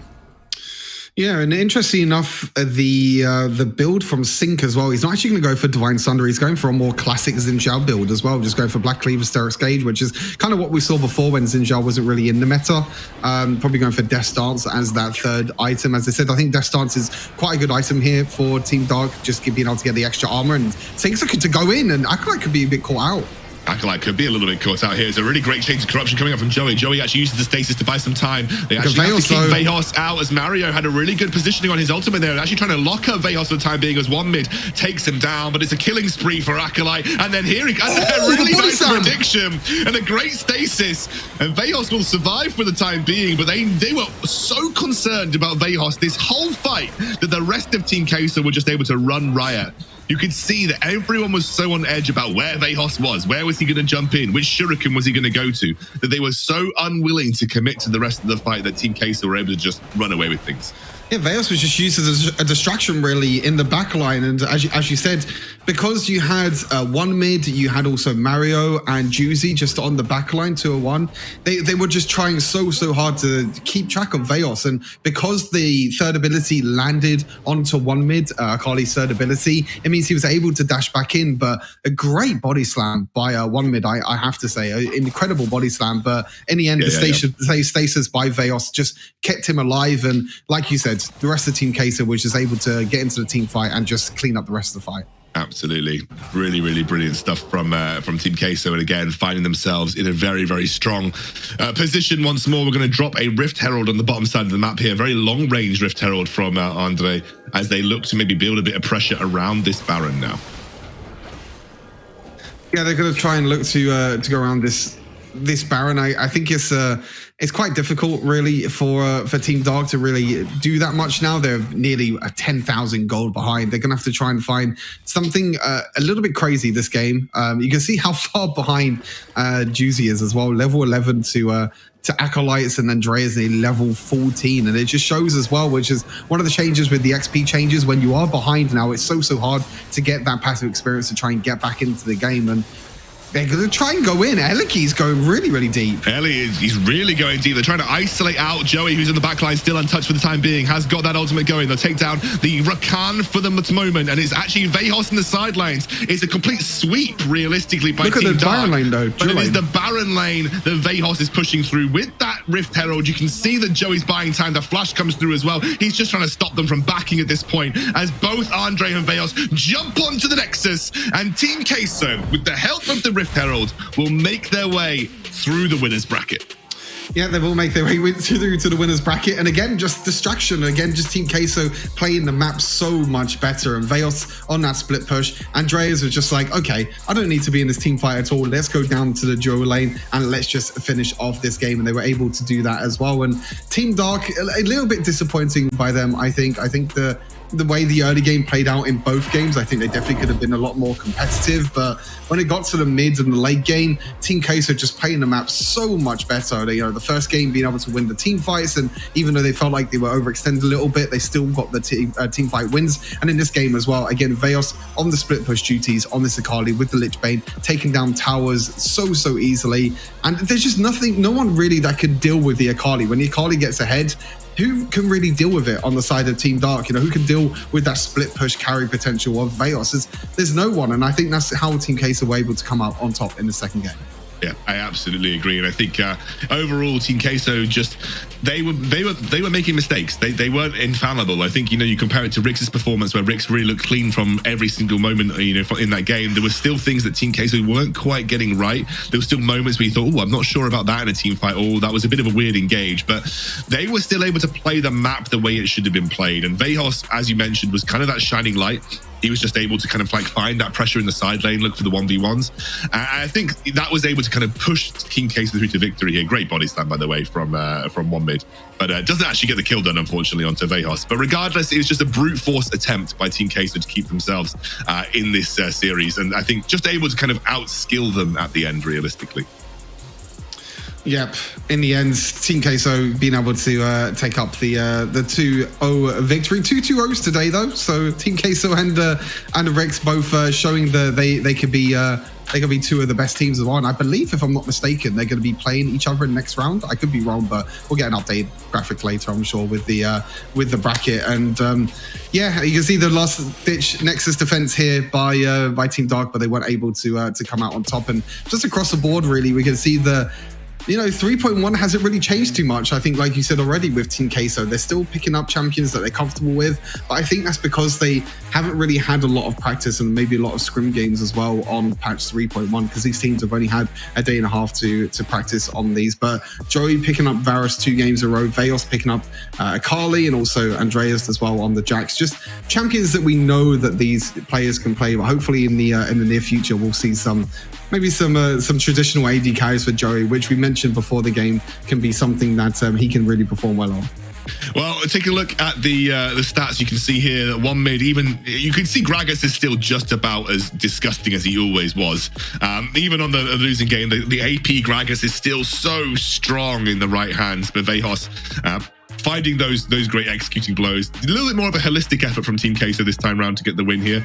And you can see that it was only about that 9-minute mark where they were able to just start making use of Vejos' strength to then catapult themselves into a win just over that 16-minute mark. But a great performance all round from Team Queso in this series. I'm sure they'll have a lot to think about and a lot to work on off the back of this game. But I think Team Dark are no easy opponents. They're not super easy. They're definitely a top team in Europe, so it was definitely going to be hard fought from start to finish.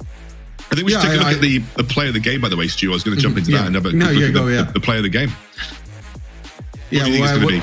We'll have to take a look at the play of the game. It might be the triple kill, honestly, by Veos in the Baron lane. Could also be the Nexus defense as well. But yeah, it's going to be the triple kill by Veos. Again, the overextension, really, and the mistakes from Team Dark just proved crucial in the second game. And Veos, when you have the smoke screen available, when you have all these dashes available with a champion like Akali, she's just so hard to deal with. And you can see that she was able to get the triple kill, and that proves to be costly, really, for Team Dark. They're going to go down to the losers bracket now, and unfortunately for them, they've only got really one last chance in this tournament. Absolutely, and I think this is we talked about it last time, the losers bracket and then the main stage. Do or die a lot of the time, but this is literally do or die. Like, you have to perform in the last chance qualifier playoffs or you are literally out. We are standing by with an interview. Hells is, I think, got someone from Team Queso. I'm not entirely sure who it is. Let's leave it to a surprise, and we'll see who Hells has got on the other side of the phone.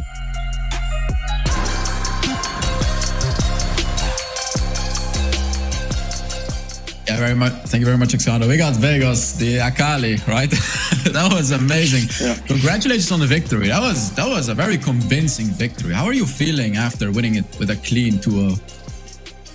I mean, it obviously feels great because scrims last week, well, we struggled a bit, especially in mid-game.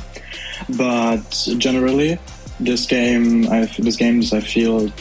feel like we proved that we're actually a team that can win the entire last chance qualifier. So I think we stepped up a lot in the tournament and in the series against Team Dark, especially compared to our last showing against Formulation Gaming. Yeah, definitely. You guys did a great job, and especially you won that Akali, as we highlighted, 2 games in a row. And then talking about the next series, you're going to be up against WREC. So how do you feel matching up against WREC? You're both known to be one of the best teams in Europe. So how are you feeling matching up against them next? WREC GG is always a really hard opponent, obviously. They reached the finals against Gamelord and they lost. That's why they are here. They have a lot of macro skill and individual skill, so we should definitely not underrate them. But after our showing and after our performance against Team Dark, I believe we can definitely beat them, just like any other team in the league. And I really want to ask you this, but so you guys won the game twice, or won this series with kind of the old meta picks, right? With the old meta picks. Can we expect to see some other things? I don't want you to spoil us because it's obviously your tactics, but can we expect stuff like the split pushers, some new jungle picks, some new picks in the coming games? Well, obviously, I can't tell too much about this, but we got some spicy things prepared, especially with the new items. We got some spicy things prepared we didn't show against Team Dark, but we will definitely show them later in the tournament. Yeah, that's great to hear, right? That's great to hear, especially because it's still a surprise because you didn't show them yet. So I'm very excited to see what you're going to be bringing up against WREC Gaming. I wish you the best of luck and I hope to see you after that series as well here in the interview. And yeah, back to the casters to end the series then. I love Veos. He's a really nice guy and obviously quite humble as well, I think, you know, in terms of the fact that he just slaughtered Team Dark by himself. Let's take a look. I think there is a MVP now, and I wonder who that's going to be. I think it might be the man that we just spoke to. I think it might be Veos. Yes, it's Veos. It deserves it every step of the way. 27 KDA, by the way.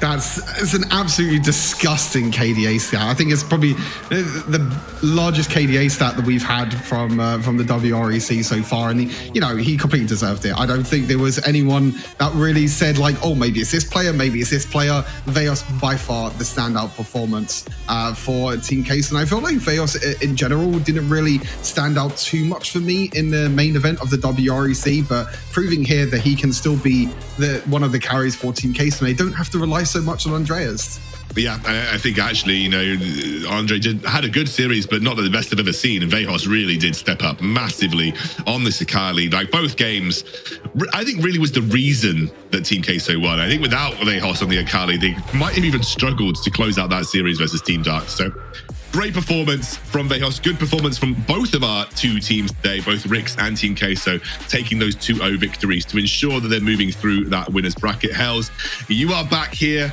Had a good day, Hells. You enjoyed watching that series on the sidelines? I mean, yeah, definitely. I really loved it. Even though it was kind of old meta picks, I loved it, especially Vegas on that Akali. It's always great to see players pick these hyper carry champions and pull it off so well like Vegas did, right? Absolutely. And then Stu, Rick's looking just as good as they did realistically, and even better maybe on 3.1, right?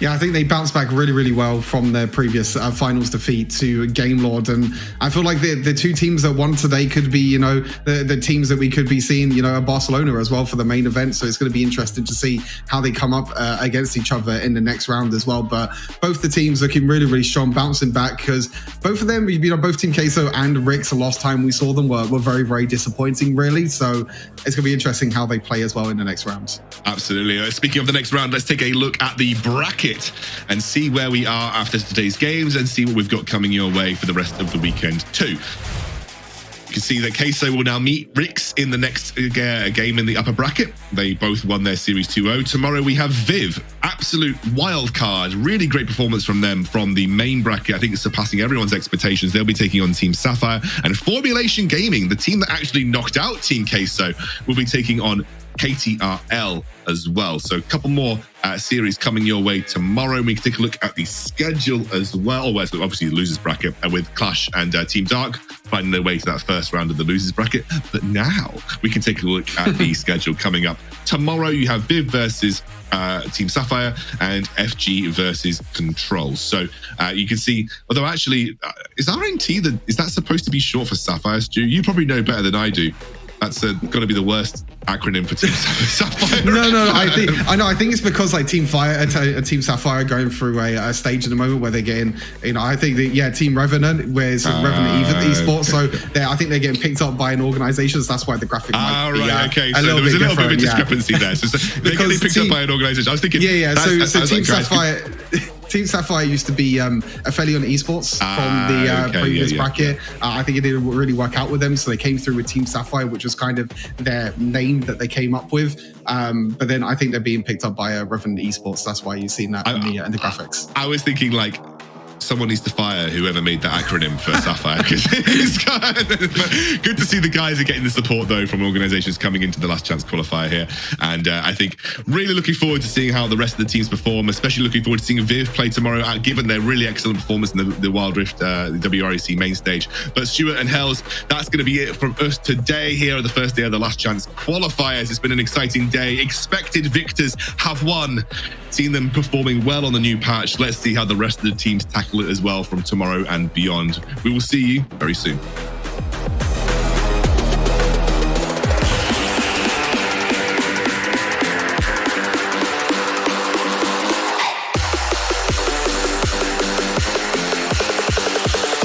Big guy, little